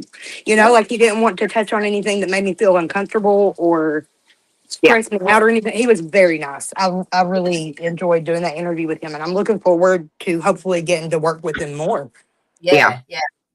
Yeah. He's got the same sort of attitude. He's like, he's in it for keeping the the judicial system honest and that justice actually occurs, not fucking the government walking over everybody. So He's more like us. He's more concerned with the advocacy end of it than making a dollar off of it. You know. Yep. All right. Let's play it, shall we? And he's funny too. Yeah, let's do it. Let's do it. Get exposure, and they want the case to get all attention on because. All right, today we have something really, really serious to discuss. Letcher County, Kentucky is a fucking mess. Pardon, sorry dropping that bomb right off the bat, but it is a mess in that county. Lives are at danger, and people want to talk, and they want to get exposure, and they want the case to get all attention on because in a catch-22, people's lives are in danger if they talk, but if too many people are talking, you can't kill everybody. So pay attention today. This is a very, very serious matter. This case hasn't caught in fire yet, but it really needs quick. your attention and your help. So the devil's Kind of okay, really quick. What we just watched kind of explains why we've not had any help. You know, it's not that we're not telling the truth or we're not. You know, he helps explain this, but the video that we just watched shows you how high it goes up and why we're being ignored and not getting help we need. So I thought that it ties in really good. Yeah. So okay, Yeah, I'll shut. it makes some of the pieces fit. Yeah. Yes. And yes. I've got a strategy, but we'll just talk about that later. in the details. Let's get into Letcher County and all the mess that's You do happening that, there. okay? We're going to talk to again Jody. Sounds good. From the I'm gonna go Defense hide Press now. in Australia, a YouTuber who's been covering this. She's made contact with people in Kentucky. We're gonna get into that right now. Bring them on, and we're gonna handle this with kid gloves. But this is a huge issue. Don't miss this. Let's go.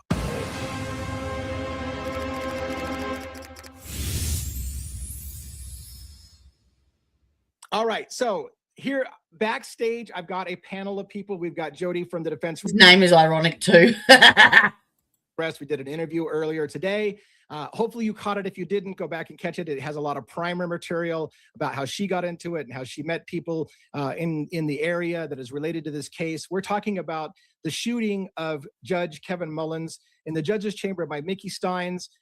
It was a kind of an open shut case for a lot of people, right? Everybody saw what they saw. So it's no question Mickey Steins shot the judge. Why do we have a trial? Why do we care? Well, because the devil is in the details. Why Kevin Mullens got shot and killed is $1 million question. If Kevin Mullens got shot, hell, there's reasons to believe that maybe there's something bigger going on. This case literally might go all the way up to higher level officials in the state. Who knows how high this is going to go? This is a case with monumental implications. And in my opinion, my gut feeling tells me people are already being killed in this county who have information about this that they won't allow them to come to trial. If they get close to coming into trial and telling their story, people are going to have accidents, whether it's drug overdoses, whether it's hangings, whether it's car accidents. People are just going to die in this case. And as long as mainstream media acts like that's unfortunate. We were in the middle of a big case and somebody just died, and that's as far as you're going to go with it, we're never going to get to the answers.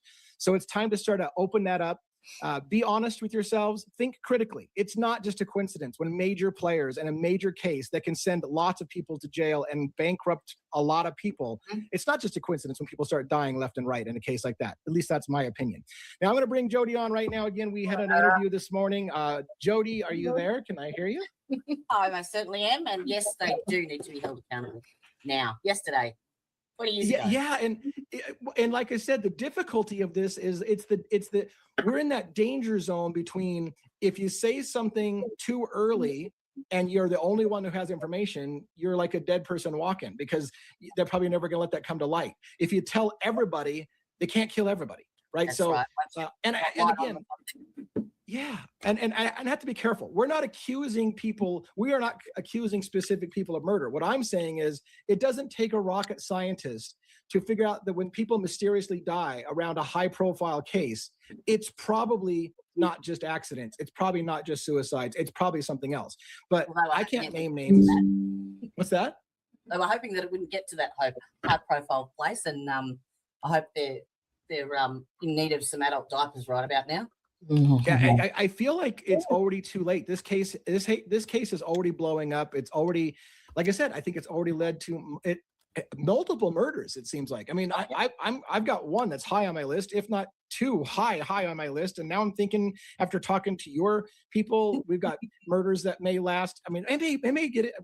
Anyways, let's just get going. First of all, I want you to tell me a little bit about who we're going to bring up on stage with us. Kind of tell me how you met them, and let's get them up on stage. Very, very important ones. So basically, if you've not seen before, TYAADAMS was the first woman to come forward with allegations against Judge Mullens after he was shot by the sheriff, and she did an interview with Brian Enton, and then subsequently others have come forward too, but only just like the tip of the iceberg are actually game enough to speak out publicly because of all of the Yeah, you know, by the way, you mentioned Brian Enton, and we've talked about, I think Court TV went out there and recorded, and they haven't aired their segment. I think there's a documentary coming. I don't even think people in America realize this case is about to pop off, and there's going to be there's going to be major media with their hand up everybody's ass trying to figure out what happened. Unfortunately, I personally don't trust mainstream media. Hence why that's why I'm here. Yeah, that's why right, because I think not to side tangent it too much, but I think Americans a lot are shifting away from mainstream media. The CNNs, the Fox News, they're losing credibility because YouTubers ask more difficult questions, and they get real people talking, and they like we're doing, and a lot of times mainstream media just wants sensational headlines. Yeah, so and so that goes with our industry as well. On this platform, you've got to be very selective and very careful who you listen to. I was making a list reference there. So I'm going to bring up Taya very soon. I want you to tell me a little bit about Brandy as well, because I don't want to, what I'm afraid is if we get Taya up, we're going to talk to her forever. We're going to forget Brandy backstage. We can't do that. So I want to make sure that you tell us a little bit about her as well. We'll get both of them up on screen, and then we'll kind of start together. Beautiful. So tell me about Brandy. Oh, okay. So Taya and Brandy met when she was 16, basically. Now, as you know, Taya is the one that's come forward with all the allegations, or the first one, and Brandy is basically like the backbone of the support network that they have going down there. She's provided safe houses and support to these women for the last 20 years and has never, ever had any legal issues. She's never been charged with anything. She's got no criminal history, nothing at all, but has weathered the storm along with all of the victims as well. And she is just a walking encyclopedia when it comes to the details. Do you know what I mean? Because a lot of victims, as you can imagine, may not recall everything at the time. They can block things out. They can, well, for whatever reasons. But Brandy is the one that's been observing it all and in the background and has all the little contextual stuff, so to speak. So if I were to summarize these two before we bring them on stage, I would say Taya is a good example of somebody who actually got trapped in the system. Correct. And we're gonna get her perspective of kind of how she got trapped in the system, her first interactions with Judge Kevin Mullens, how they kept her in it. And Brandy, while not in maybe the criminal system, is all around that area, right? Like you said, helping out with safe houses and have seen the comings and goings. And while herself doesn't have the criminal record, lots of and grew up with these people, went to school with these people, the Kevin Mullenses, the Mickey Steins. She knows these people. She's in the county. So I think we're going to get some great perspective. Yeah. All right. Well, let's just, without further ado, hopefully Taya's there. I see her cameras and microphone off. So when I bring her up, hopefully she's there. But hey, woohoo! That was massive. I am here. Yes, sorry. I'll bring up Brandy as well. Brandy, how you doing? I've known Brandy longer than that. I've known. I ain't seen my case since. Her dad was my fourth grade teacher. Holy He was my crap. gate teacher. Yeah. My gifted talent teacher. Well, first of all, let me say this. The subject matter that we're going to talk about is extremely difficult. You have probably lost families and friends, exes that are of suspicious nature, terrible things. I've listened to some of your stuff backstage. You've had terrible tragedies that have happened in your lives all around you. So I want to make sure you understand this isn't about sensationalism. This is about trying to get to the truth. I think that county is a mess. I think people need to go to jail. I think people at high levels need to go to jail. And you know, I'm putting my life at risk as well coming out, because if I ever get any kind of information that can put somebody in jail, I might not make it to talk about it. You know, so kudos to all of you for being brave enough to talk about your story. I understand you're putting your own lives at risk talking about these things. And I won't ask you, of course, to do anything that's going to put your life at risk, but it's that catch-22 I told you about. We're in that bubble zone. If you talk to enough people, they can't do anything because it would be too suspicious. So if you get out there in front of a bunch of people, it's kind of like a life insurance policy. Yeah. What you don't want to be is have that really critical piece of information that you're going to go to one person on. Then they just shut you up before you go to that one person and you're in big trouble. So, all right, well, look, I know from talking to you ladies behind the scenes, everyone's got so much on your mind, and this is something that's been happening for 20, 30 years. You've got baggage for days, you've got stories for days. We can't cover it all. Let's start, if you will, Taya, with your first interaction in the system, how you got into the system and met Kevin Mullens, if you can kind of tie that all together. Yeah, my sister worked for the Commonwealth Attorney for many years before he became a Commonwealth Attorney, when he was still a divorce attorney. So whenever he made Commonwealth Attorney, when he got elected, Kevin Mullens became his assistant Commonwealth Attorney.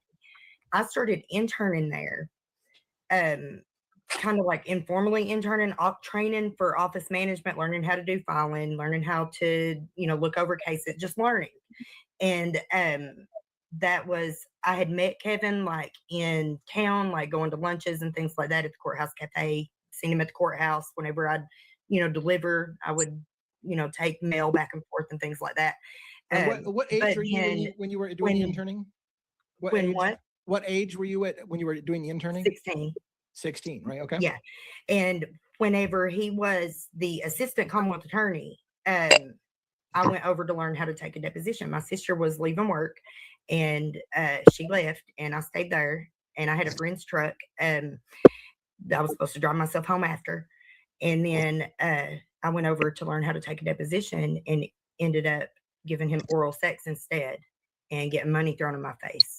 And he told me to clean myself up and not to tell my sister. And then he proceeded to introduce me to his friends and stuff later on for the next few years. So this was, I was about 2021. Right. You were alone with the judge, and the judge took advantage of the situation. And in an adult position at that age. First of all, it's like, What was that, Don? I was going to ask Ty to explain, how we had talked about a lot of people didn't know that they had emancipated and turned all these juveniles into adults, when they were kids. Yes. And you can explain why she was doing an adult type. I think we went into it some here, didn't we? Didn't we talk about that with him some? Backstage, and I was going to touch on that today, but I think Okay. that is like, I think, is a good starting point for the whole duty. Yeah. Do you know what I mean? And it might be something worthwhile. We should. Yeah. Deal with Lee. Do you know what I mean? Like, Did you happen to record our backstage the other day? No. Damn, I wish we would have thought to do that, because that was so good. It was. It was so good. Yeah, maybe we can talk to him about maybe touch on those things publicly the next time we interview. Yeah, with him. we'll separate them into. We'll go deeper into it. Yeah, because that's a big part of it. That's a big cog in the way Yeah. they had full control of me. Yeah. You get the story of it, but yeah. Yeah. I reckon that might be a good place to start. That's Yeah. what I was thinking. The guy was already in college at this point. They had me drop out of school at 15, get my GED, and go to college. So we'll just leave it at that for now. For now. Yeah. Yeah. We can't spill all the tea. But we will eventually. We will. It's a come. you have to treat that kind of question with super kid gloves. Like, we don't need the details per se, right? But it's you know, everybody would have to wonder, like, was it a forced thing? Was it a coerced thing? Was it a young, I didn't understand kind of thing? Because again, I'm trying to get the MO of Kevin Mullens and what kind of predator he was. If he's preying upon children and underage girls, how, you know, it was kind of all of the above there. Like it was, I think that he saw opportunity. I was naive. I had been groomed from a very young age already. I had already been groomed by the point time I met Kevin. Like this was not new to me. Gotcha. Right. And unfortunately, that's, you know, unfortunately, that's a sad thing. When girls are groomed from a young age, they get sexualized very young, and then they become easy prey for predator men who see that damaged women. So you could have come into the system already partly damaged, and he saw somebody who was primed. Exactly. That's my theory. What was that, Brandy? I said that's been my theory all along. These kids were handpicked. You know, they were handpicked. We make They the were perfect easy victim. targets. We come from parents who are addicts or alcoholics or have their own legal troubles. We come from homes that are not ideal. You know, like we're already vulnerable. Right. Already vulnerable. I'm assuming that Letcher County is really small county, kind of a poor county. I mean, drugs are a big deal in Letcher County. I mean, all around it, right? And it's probably it's a breeding ground for people who are in trouble and easy to keep them in trouble. I don't want to get ahead of ourselves, but you guys kind of really laid down an argument that one could say this is a system designed to get people trapped into drugs and then get them into a criminal history. And then once you get them in a criminal history, you start using them as sex slaves. It's like human trafficking, using drugs to remove our right to vote, our right to protect ourselves. That's They diabolical. You know, they abuse. Say what? You muted yourself, Brandy. Yeah. That wasn't me. I think Ty was saying something. I thought. No, I didn't say nothing. I don't know what happened. Oh well. Sorry, my bad. They abused the male inmates also, or you know, the male. It wasn't just the girls. It wasn't just, they would abuse the males too, and you know, and they worked. They, you know, the county got so much free labor out of them. You know, which I mean, I'm saying, you know, yeah, you know, I know punishment, you know, crime punishment and all this and that, but they never. Well, I mean, I think what you're trying to say, and this is a systemic problem in America. We have this ideal of innocent until proven guilty, and yet we incarcerate more of our population than any other civilized country. So how do you have those two things? Because the prison system has become a money-making monster. Like you said, it's kind of like a way of getting forced labor. You can force people to work for you, you know, doing license plates, whatever you want, for cheap-ass labor, because they don't have any rights, they don't make any money. You get them into the system, and it's a juggernaut system that is it's very predatory. I think our whole system. We need a lot of slavery.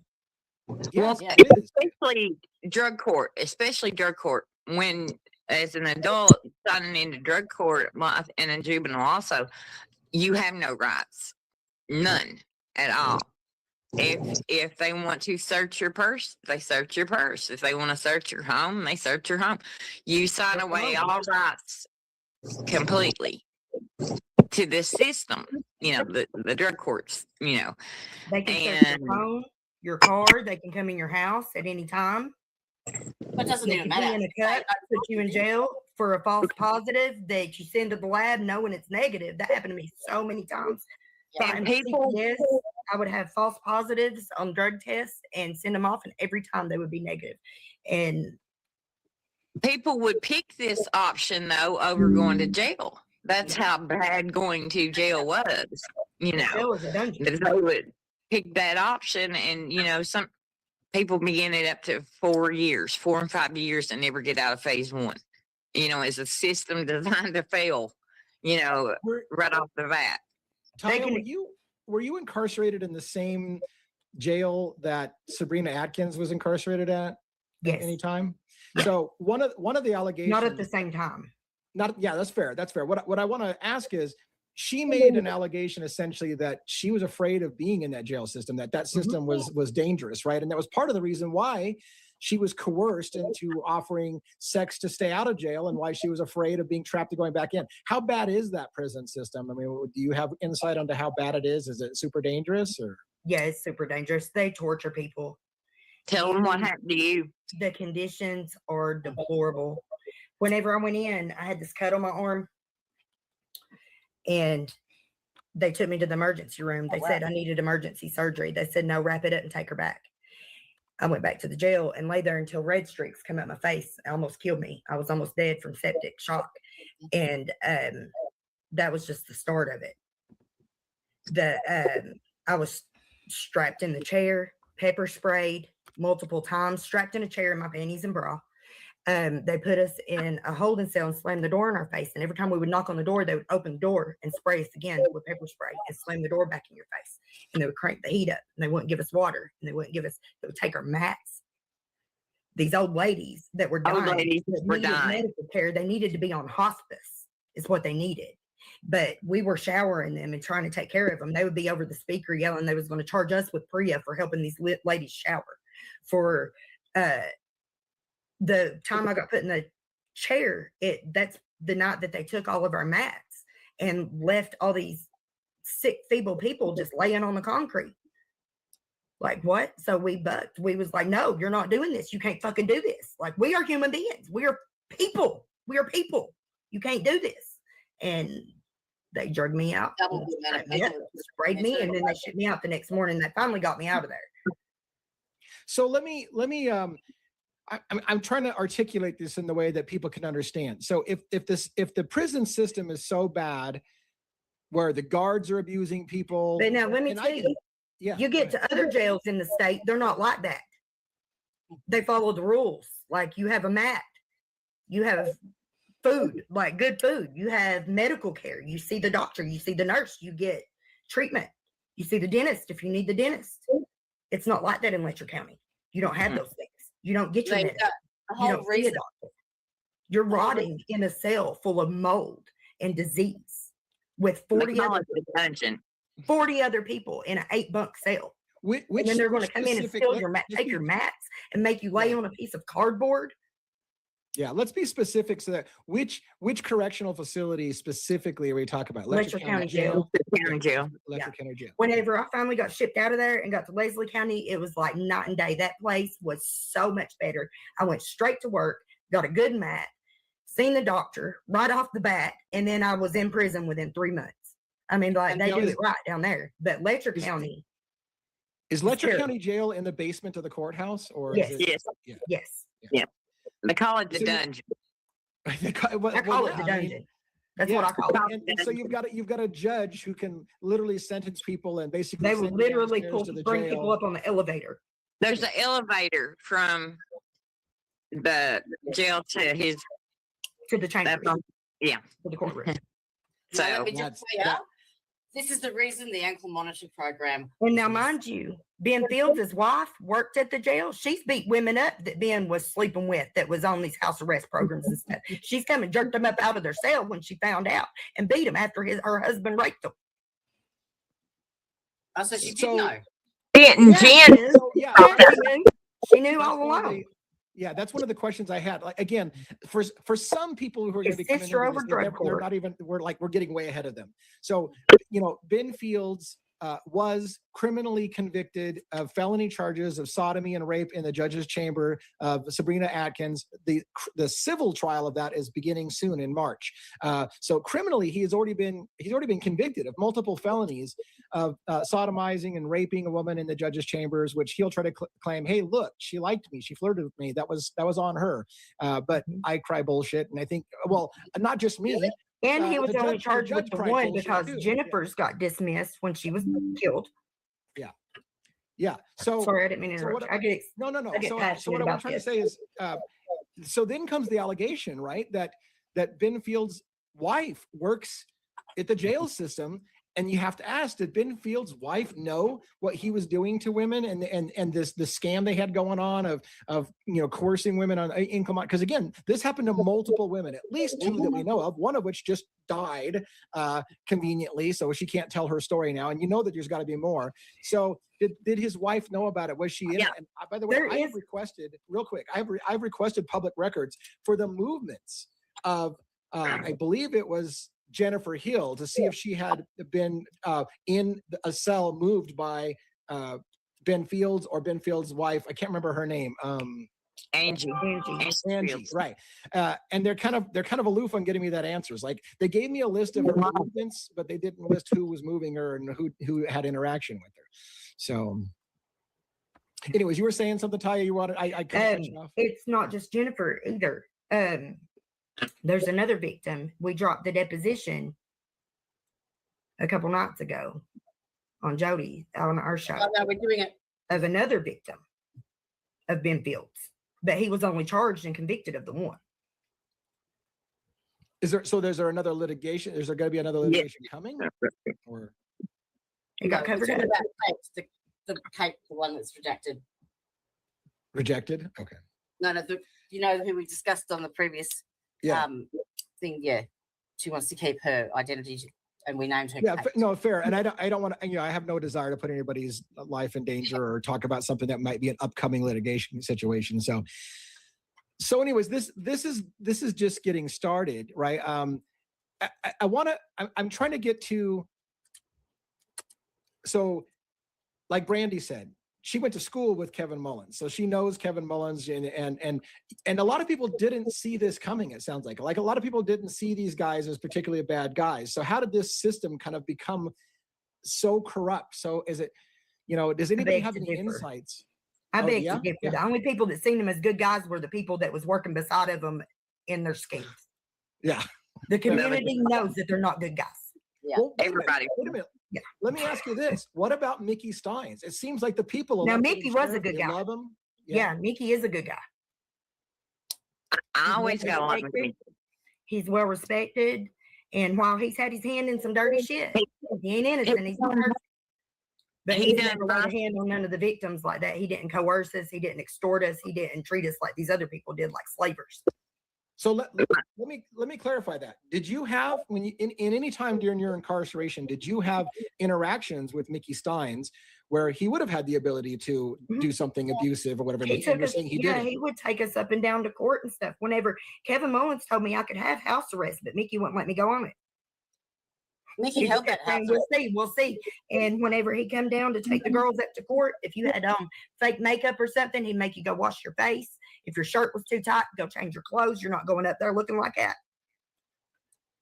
And then too, my son was under house arrest with him, and I was never, and because I was a young mom, but he never in any way ever was disrespectful or said anything to me, or he just didn't. My head's a mess because there's two things I want to get at. One, it sounds like you just said, maybe, I don't know if you were implying this or not, but like Kevin Mullens would be okay about putting you on house arrest, but Mickey would be like, don't do it, kind of thing. Did Mickey know that was going on and was trying to protect girls from it? Or that was right when Ben was taking it over. Mickey wasn't the head of it anymore. He was just the one that was taking me up and down. Ben had just took over the house arrest at that time. And so I would have been going under Ben. Yeah. See, Mickey wasn't running it no more. I think that if Mickey would have still been running it, he would have been fine with it because he could have sent me on to my dad's, my sister's, somewhere, Brandy's on a monitor. You know what I mean? Like it would have been a big deal. Yeah. So where I'm going with that is, but Ben had just taken it over. Right. And that's when he was like, well, wait, just wait and see. Just wait and see. We'll see. Yeah. And so this is where I'm going with it, because one can argue Mickey Steins himself trained Ben Fields to do the job that he used to do. So Ben Fields was doing the job that Mickey used to do. So one might ask, well, was this happening under Mickey Steins as well? Did he teach Ben Fields how to do this scam, to run the scam? And it sounds like nobody thinks that Mickey was that kind of guy. But that's where you first ask, is like, was this going on under Mickey Steins as well? And Ben Fields just learned the tricks of the trade from Mickey, or is Mickey I think he learned them really from a Kevin. good guy? He learned it from Kevin? Yeah. Yeah. Mickey might have been more And of Kevin finance. wasn't the first either. Like Kevin came in to Kevin- the system that was already set up. Kevin Well, wasn't even the one that started this shit. This whole No. sex free thing that started in the generation before with our old mayor With- and with our- attorney. my generation. Yeah. This stuff's been going on a long time. Kevin just took it Yeah. above and beyond with the rehab schemes. Actually, he careless and I think got cocky with stuff. You know, Who did? Kevin Mullens got cocky with stuff, or Not Ben. yeah? I think all of them did, really, to be honest. I mean, you know, you got I think we still got some degree of that right now. The level of comfortability that for 20 years they've been protected. Yeah. They don't think that they're going to have to face any accountability still. none. They still think they're going to be able to cover it up. So we have so much. I already know from talking to you guys that there's so much we're not even talking about yet. I want to ask you. I mean, yeah, like we can be doing shows for months and not probably get to everything. Yeah. I wanted to ask you a question about your feelings. Can you tell me what you think happened in the judge's chambers? What prompted Mickey Steins to kick everybody out of the judge's chamber? What was going on the cell phone when he wanted the judge's cell phone? Why did he then shoot him? What do you have any theories with that? You know, again, I'm not asking for insider information. I'm asking if you have any I have theories. no idea about the phone. Yeah.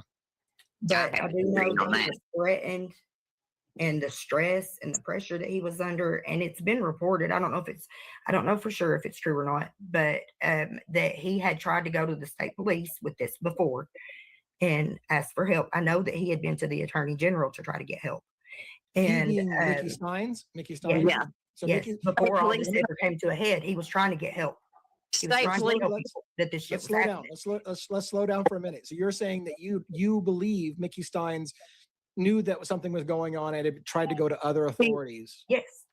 He did know, because in the what's it called, deposition. Uh-huh.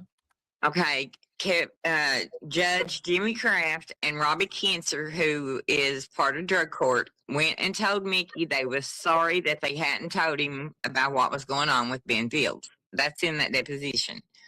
Yeah. So, you know, Mickey then asked for a state police investigation. When the state police turned him down, they told him that they worked too closely with the sheriff's department and they didn't feel like, I don't know, some excuse of why they couldn't or wouldn't do the investigation. Couldn't be impartial because they were too close to it, probably. Yeah. Right. So, and it just kind of dead ended, you know. And so, one of you said though that after he went to the state police, maybe he we- went to the attorney general as well. We know the attorney general was involved because it was Matt Easter that works for the attorney general that was conducting the investigations against Ben Fields and Kevin Mullens. Say that again. That's who was conducting the depositions. Matt Easter from the Easter attorney general's office. Yeah, was from the Kentucky Attorney General's office. from Russell So Mickey Coleman's office. Steins. So let's break this down. So Mickey Steins goes to the attorney general's office. The attorney general's office is starting to get involved. They're taking depositions in Ben Fields' criminal case. And this is all while Mickey Steins is still alive. I mean, why Kevin Mullens is still alive, right? And, Yes. and then somewhere in that process, we're told, or rumor has it, but well, it's not just rumor. It's Mickey Steins' attorney says Mickey Steins was threatened, basically told you better harm yourself or your family is going to get harmed. Something to that effect. It was the wording on the rumor on the wording. And then shortly after he goes and guns down Kevin Mullens in his judge's chambers. Like, you start to fucking, you got it math together. kind of back up, because if you go through with like what the deposition and different things, when he did his deposition, it was 3 days before was it three? I'm pretty sure it was 3 days. I think it was 3 days. 3 days before the incident. So, you know, those 3 days, I don't know, you know, like I always looked at it like this. Mickey, in my opinion, was carrying a whole town full of secrets. You know that when he went to go into that deposition, everybody in that courthouse was on him saying, hey, don't, you know, hey, don't say this. Hey, don't say nothing. Hey, remember, you know, you're my friend. So, he went into this, and with the whole town on his back, basically. And, and I think he snapped and everything. And I'm glad you said that, because I don't want to. So I'm just in my mind, I'm thinking to myself, okay, so Mickey Steins is deposed in Benfield's thing days before the shooting. And if he's being threatened, I would imagine, and maybe I'm just, bear with me. I would imagine he's got a massive amount of pressure on him at this point. Yeah. He's having to tell on cops. He's having to tell on friends. Maybe he wants to do the right thing and he wants to stop the abuse. And so now he's being threatened that if you open your mouth and if you go to the higher ups, you're a dead man. Your family's dead, whatever. And why wouldn't you snap? He reported that people were watching his house from the back street and everything. Yeah. Well, see, he told. And I believe that.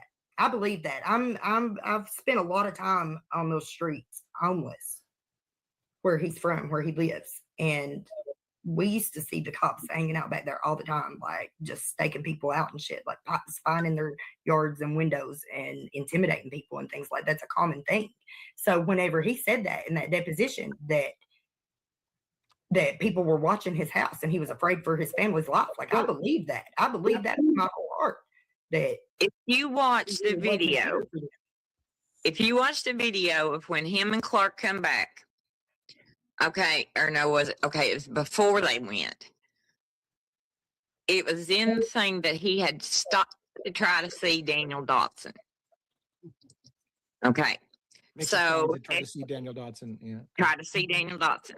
Okay, so if I'm not mistaken, and this I might be, and I hope I'm not, but he was the one that was said by Christine Boland that Daniel was the one that had told Mickey that if you do not, you just need to, And for those who don't know, who is Daniel Dotson? Explain. Daniel Dotson he's a local attorney, defense attorney, divorce attorney.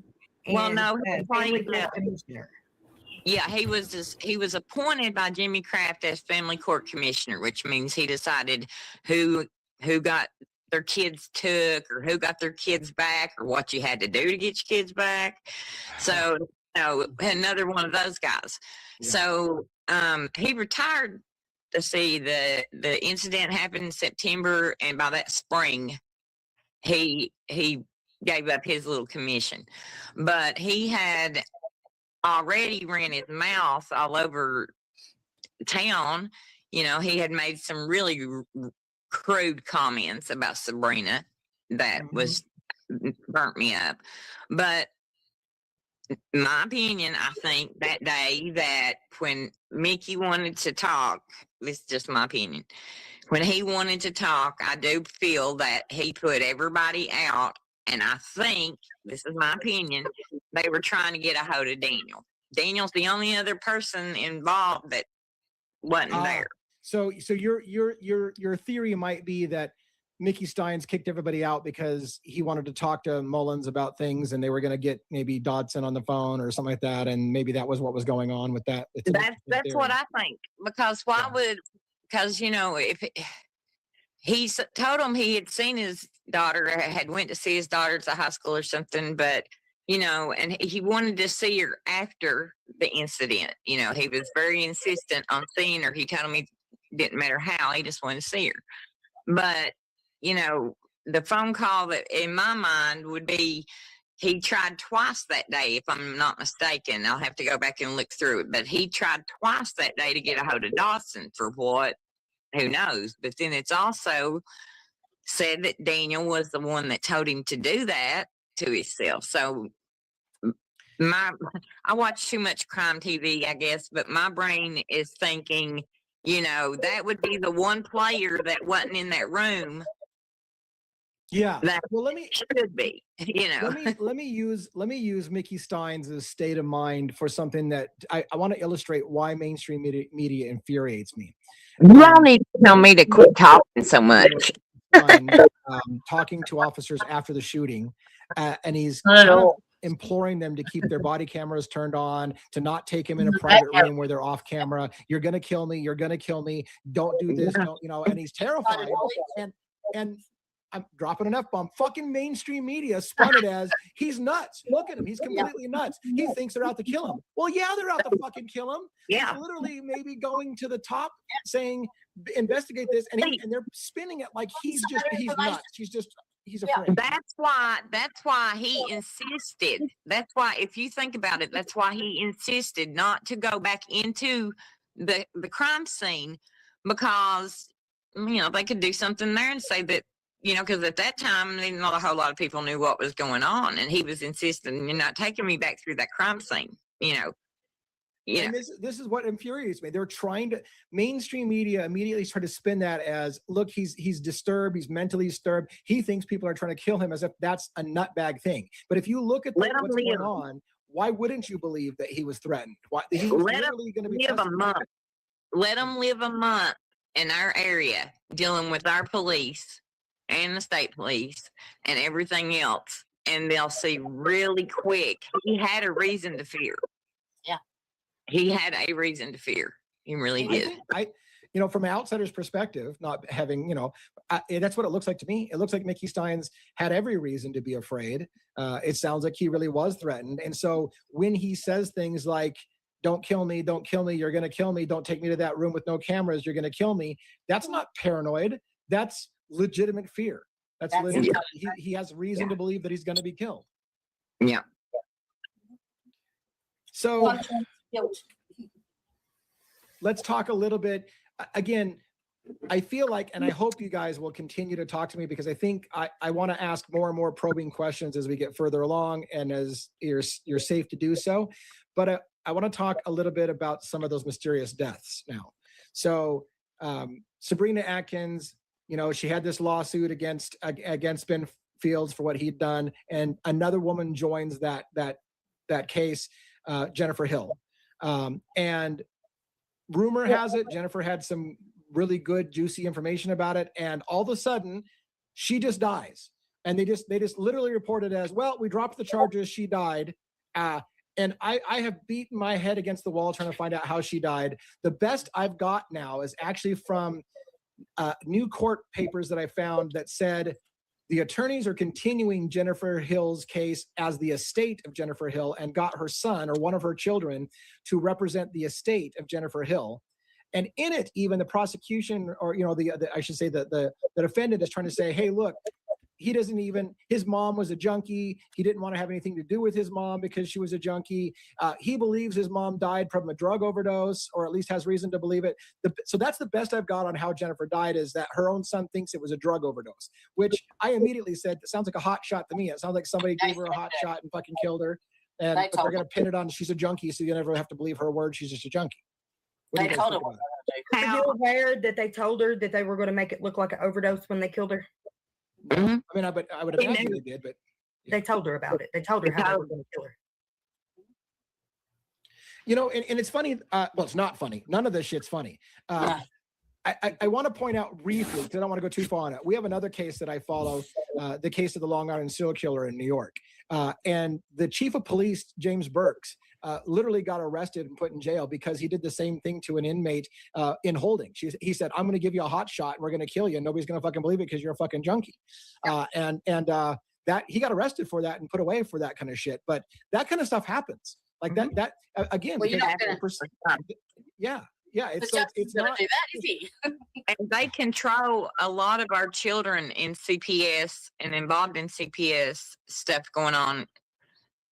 They use that. They'll tell that, you know, your mom's a junkie. You're you know, there's no hope, you know, and they tell these kids things. I mean, Ty's babies was told horrible things, you know, about their parents. And Jennifer, Jennifer didn't deserve that at all. She was a good person. Right. And what we also need to understand is we need to get a little bit more understanding, I think, in this country about drug addiction in the first place. Like when people are addicted, yeah, they do bad things. When you get strung out and so then they use that against people to make it sound like they're a terrible person. But if they weren't addicted, they wouldn't do horrible things, so it's like we demonize people who have drug addictions when they need help. And the drug addiction oftentimes is to deal with some other issue that's not being dealt with. And again, then they see a victim that they can prey on. They weaponize that addiction and use it against them. Yeah. So so let's talk about some other mysterious deaths. Ty, I don't know if you want to talk about it. You have reason to believe that other people may have mysteriously died that are close to you. Do you want to talk about that at all, or you want to keep it? Yeah, we can touch on it. My daughter's dad, for one, he was killed in prison. He was deprived of his heart medication, a vital medication that he needed to live. And they let him scream for help for 4 days from the hole and beg for his medication. And they let him lay there and die the day before he was to be released. And then they lied to my daughter about it. Whenever they called and told us that he had died, they told her that he died standing there in line waiting to be transferred. And that wasn't true at all. He died in the hole. And the official cause of death is heart attack? Yes. Yeah. And you the whole have reason he was being held in that prison was because he had a heart condition, and Letcher County Jail was not equipped to handle his heart condition and to give him his medicine. So they transferred him there. He had been on that medication the whole time he'd been there up until 4 days before he died, and they withdrew it and then refused to give it to him. And they said that he beat on the door and begged for help, begged for his medication. I'm going to die without it, for 4 days. And so without accusing anybody specifically, you feel that that was kind of a deliberate act. Yeah. Absolutely. Yeah. And the sad thing is you can't prove those things. You can't prove it. They'll just say, hey, shit happens. I mean, I don't know what their excuse is for withholding his medication. Again, super sorry that it's horrendous. It's horrendous what's happening to the people here. And again, you can't, they do it in clever ways where there's no way to prove anything. And so you just have to have people start waking up that it's not a coincidence that these people are dying. There was another one as well. Taya, is there another one? And then my other daughter's dad, he did an interview on a YouTube channel and then died in a car wreck a few days later, supposedly sober. But his toxicology report came back that he had fentanyl and xylazine and nitazines in his system, which are poisons. Those aren't drugs. Those are poisons. That's a new super class of drug, that nitazines. That's actually classified now. The fentanyl is classified as a weapon of mass destruction now. Yeah, it's a very, very powerful. I've had some experience with people that. And the nitazines are hundreds of times more powerful than the fentanyl. The Narcan can't touch it. And again, I mean, one will argue, well, car crashes happen, so how do you know, right? Fentanyl don't just show up in your system randomly. Did he have any history with drugs or? Yeah, he was on his way back to sober living. He had just left his papa's. His papa told me he was sober. He had just left his house, that he was doing good. He was going back to his apartment with his sober living unit in Lexington area. And he got killed a couple hours away from home. And it killed another person. He hit another person head on and killed another person. And a teenager was put in critical care. So like so many lives are being affected by this. It's like the butterfly effect, Yeah. It's an easy narrative to tell too. Like if you have any drug history at all, then when you die, if you just put drugs, if you you'd be like, hey, look, they relapsed. They had a relapse. And, so there it was, and it's easy. It's an easy narrative to sell to the public. And then you got people like me though, that they use, like my grandchildren right now. I've been in court for 21 months trying to see my grandbabies, and they just keep dragging it out. They'll find your Achilles heel. They'll find it. And when they do, I mean, it's just whatever, and we've noticed, But I guess the more we speak, the slower things go. I mean, that's kind of how I feel. 21 months to decide if I can see my grandbabies or not is just ridiculous. Especially Tell me, with me no criminal history or nothing anyway. Tell me, Brandy, about how you got involved with helping people. We talked about safe houses and stuff like that. Like, how did you get involved with helping in the periphery of people that are trapped in the systems? Because she's beautiful. Yeah, because we show up at her house like, help, we don't know what to do. Got this man, got this problem, got this. How'd you know she had a house to go to? Like, Well, how did you know to get a hold of her? My son, when all these kids went to school together. Yeah, so we all knew each other. This is a very they all knew each other. So when they got in trouble, they all got in trouble together. So, and I was the only mom that was like, well, they might have been others, but I mean, most of them ended up at my house. I was the only one that was like, you're still babies. You're still kids. If you need something to eat, you need a ride, you need, sometimes they would show up pregnant, hadn't even been to the doctor, we figured that out too, I mean, just anything I could do to help them. And you kind of got known as the mother hen that people would go to for protection and help out with. And yeah, they all still call me mama or mom. I'm still, so, but it broke my heart because, you had these, in my heart and my mind, they were trying to be so tough, like, oh, I'm going to do that, but inside they were these scared little girls.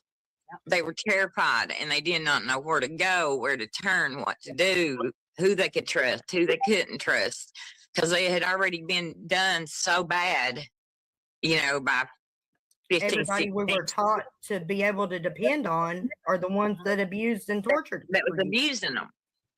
So, sometimes they just needed a mommy for a day or two. They needed to come, they'd come lay in my bed and crying, talking.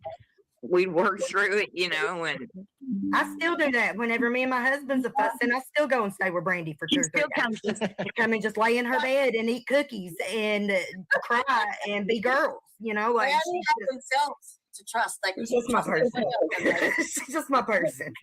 Does local law enforcement know about you, Brandy, and how you help people out? Or do they harass you at all? Or oh yeah, they like I said, my son stayed in trouble, with some of the dumbest things, but he stayed in trouble, and they would use that as an excuse. They would is so and so here. I had cops every day at the house asking, and can we search? Can we? Tell me about when Brian Dameron stole your TV cable out of your house.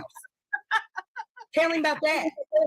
Back in the day, a bunch of people back home got this bright idea that they could cut phone line and get copper out of it.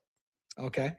So they were harassing me, aggravating me, trying to say, and here there was no way possible. So this cop, the one that actually got fired, he's got a record too. He got in all kinds of trouble later on. He got in all kinds of trouble either way it went. He started hollering from behind my house one day. I found it. Well, the kids come running out of the house and said, somebody disconnected the TV. He thought it swore up down it was phone cable, but he stole my TV. He stole the TV cable. He ripped it out from under her floor. Brilliant. Ripped it out from her house. Ripped it out of the wall. Yeah. So I'm like, thanks. Yeah, okay. So it all covered in mold and moss and stuff where it'd been up under the house for years. He stuffed it in the trunk of his car. Like he would do something big. They would do just for the harassment factor. He knew that wasn't nothing that was stolen. He did it for the harassment factor to put the fear of God into her. And but it never worked.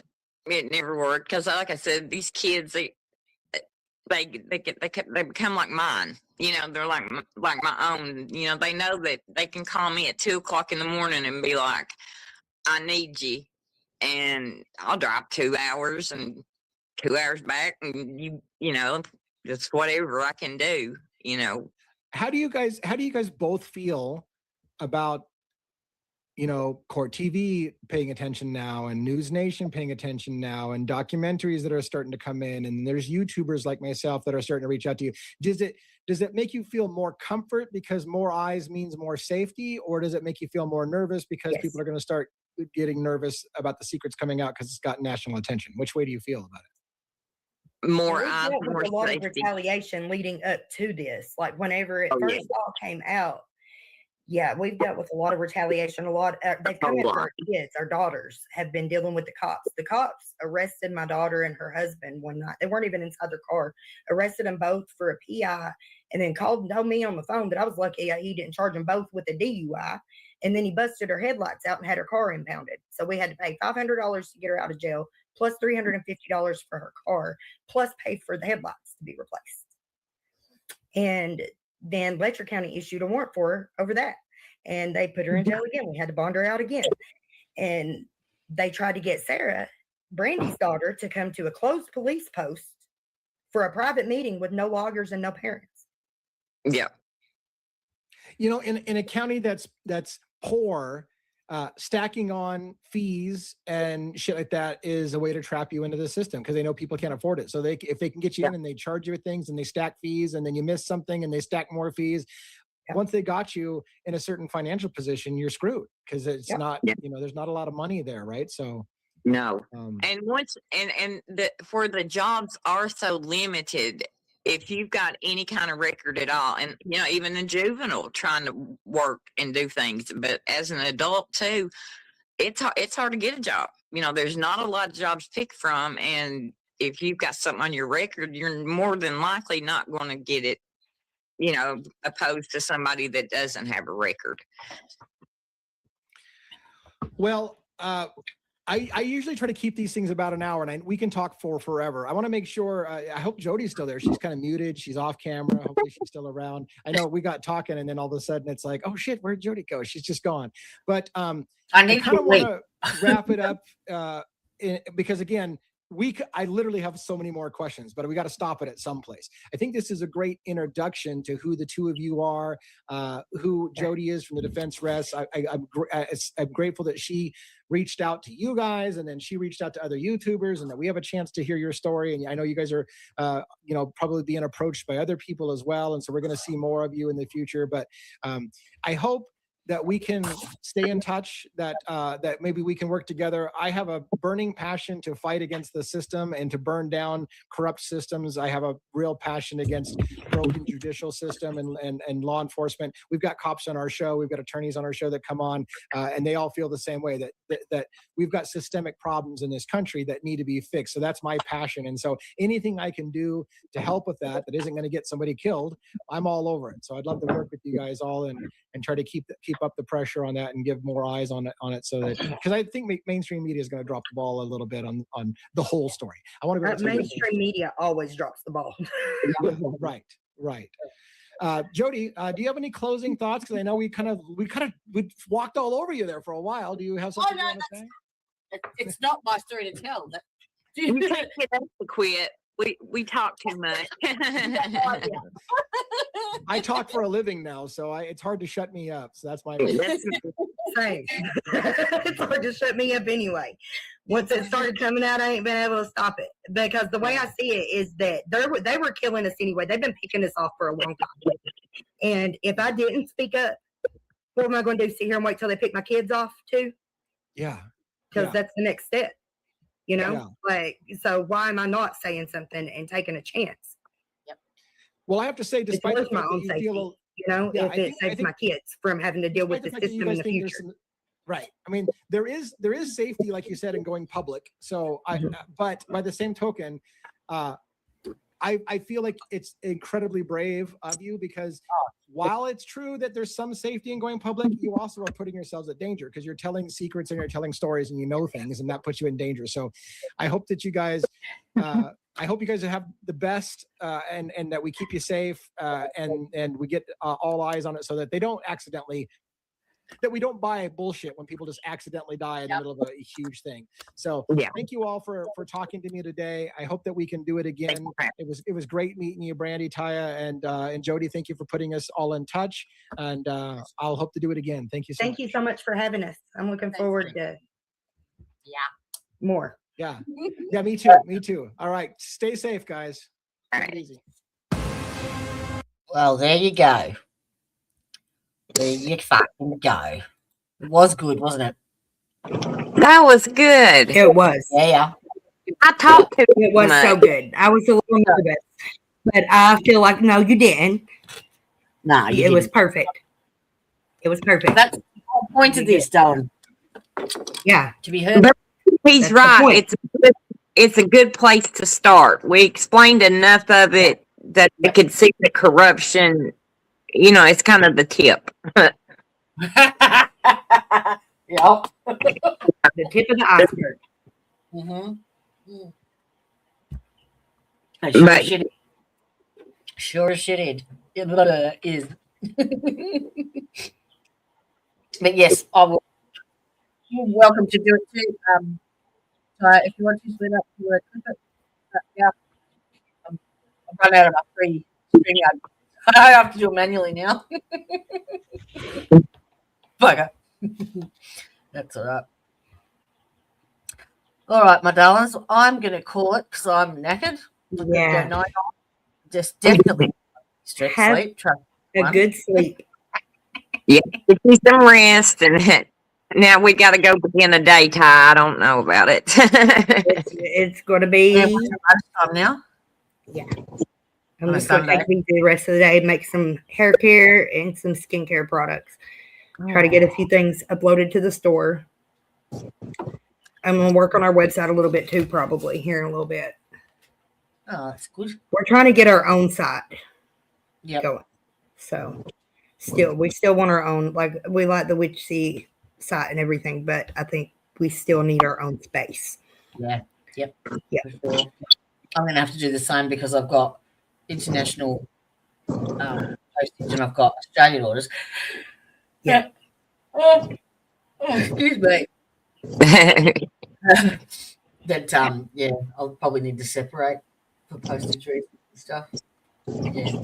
Well, thank you everybody for coming and doing this with us today. Good crowd. It's good. Good. Yeah, I think we need to do an open forum though, like let people come up and have a say their story as well. I think that'd be good.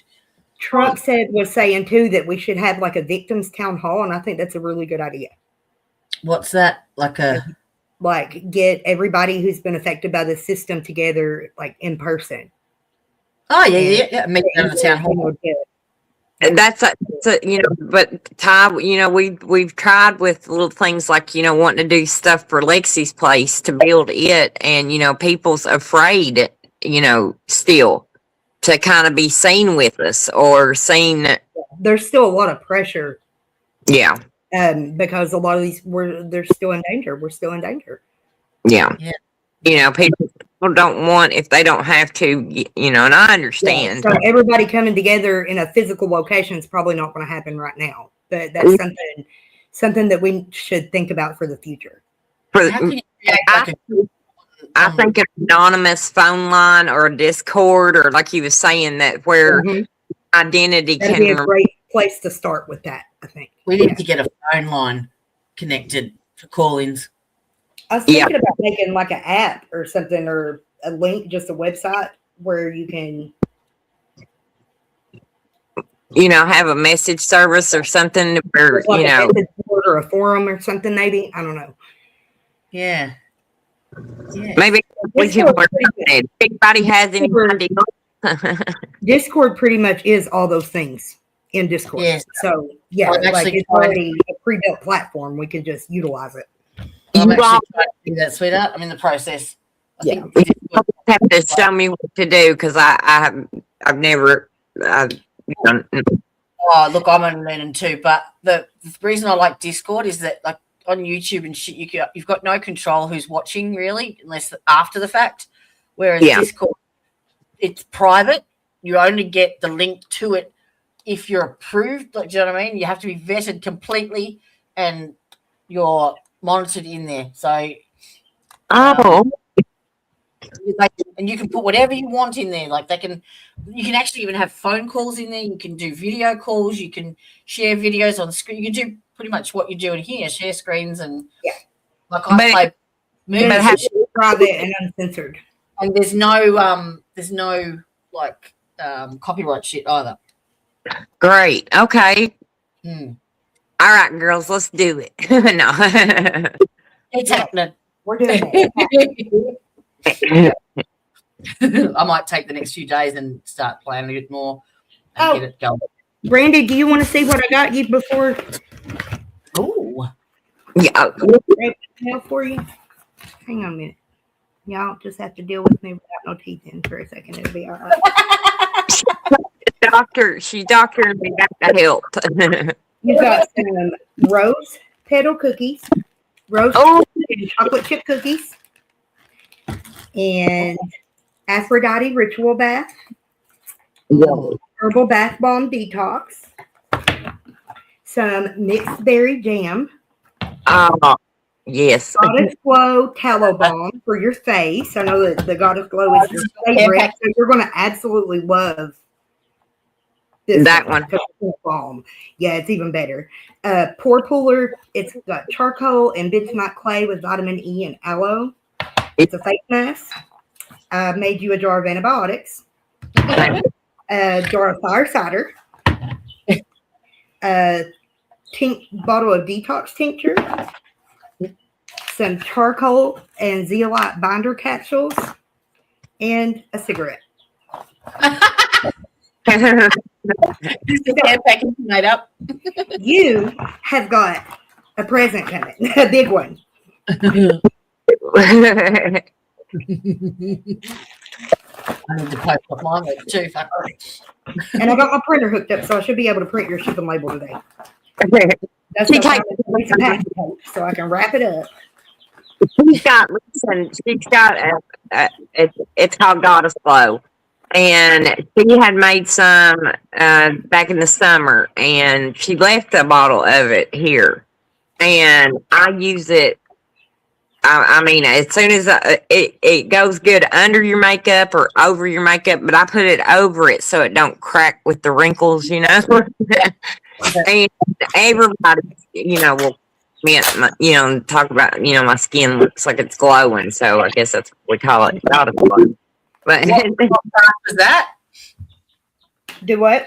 What product was that you're talking about? The Goddess Glow tallow balm. Oh, you got one too. You got one too. It's got to get Brandy's in the mail though, because it's got her antibiotics in it, and since the doctors are worthless, I've got to make sure that she gets this infection took care of. So, Yeah.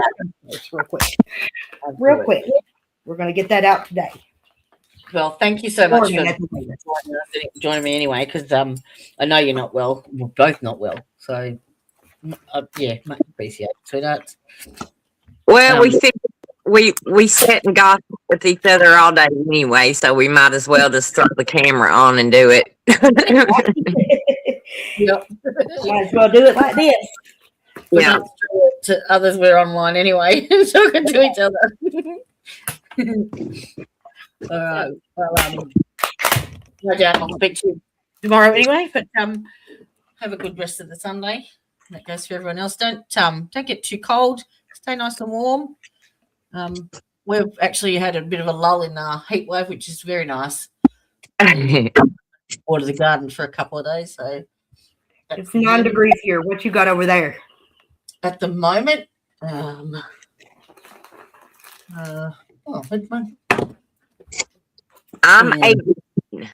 18 degrees right now, so I don't know what let's see the wind chill on it.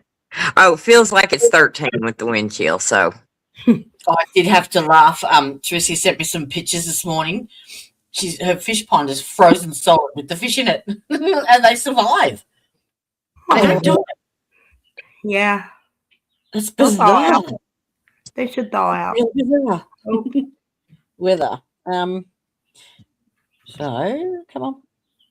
I'll put it into Fahrenheit so you know what it is. Yeah. All right, it's 53 here now, but that's like middle of the night. And we're going for a high of 72, I think. That's a fairly cool one. Yeah, Fairly cool. summertime. That'd be perfect. For the summertime sun. Well, we've just had a run of 108 degrees, so yeah. Right. Yeah, it's been scorching here. That's why I actually closed the door, because it was getting cold. Yeah. It stayed warm here up until past Christmas. It was 72, 73 degrees outside, all the way up until this cold front hit. Yeah. Yeah, it's amazing how they survive. Which was weird in and of itself. It was awfully damn warm for December. Yeah. Coolio. All right, my lovelies. Stay safe, stay warm, and we'll be seeing you when we see you, eh? Yes. I got. Don't forget to like and subscribe for the girls. Oops, she's off. Gone. All right, darling. Thanks again. Bye-bye. Bye.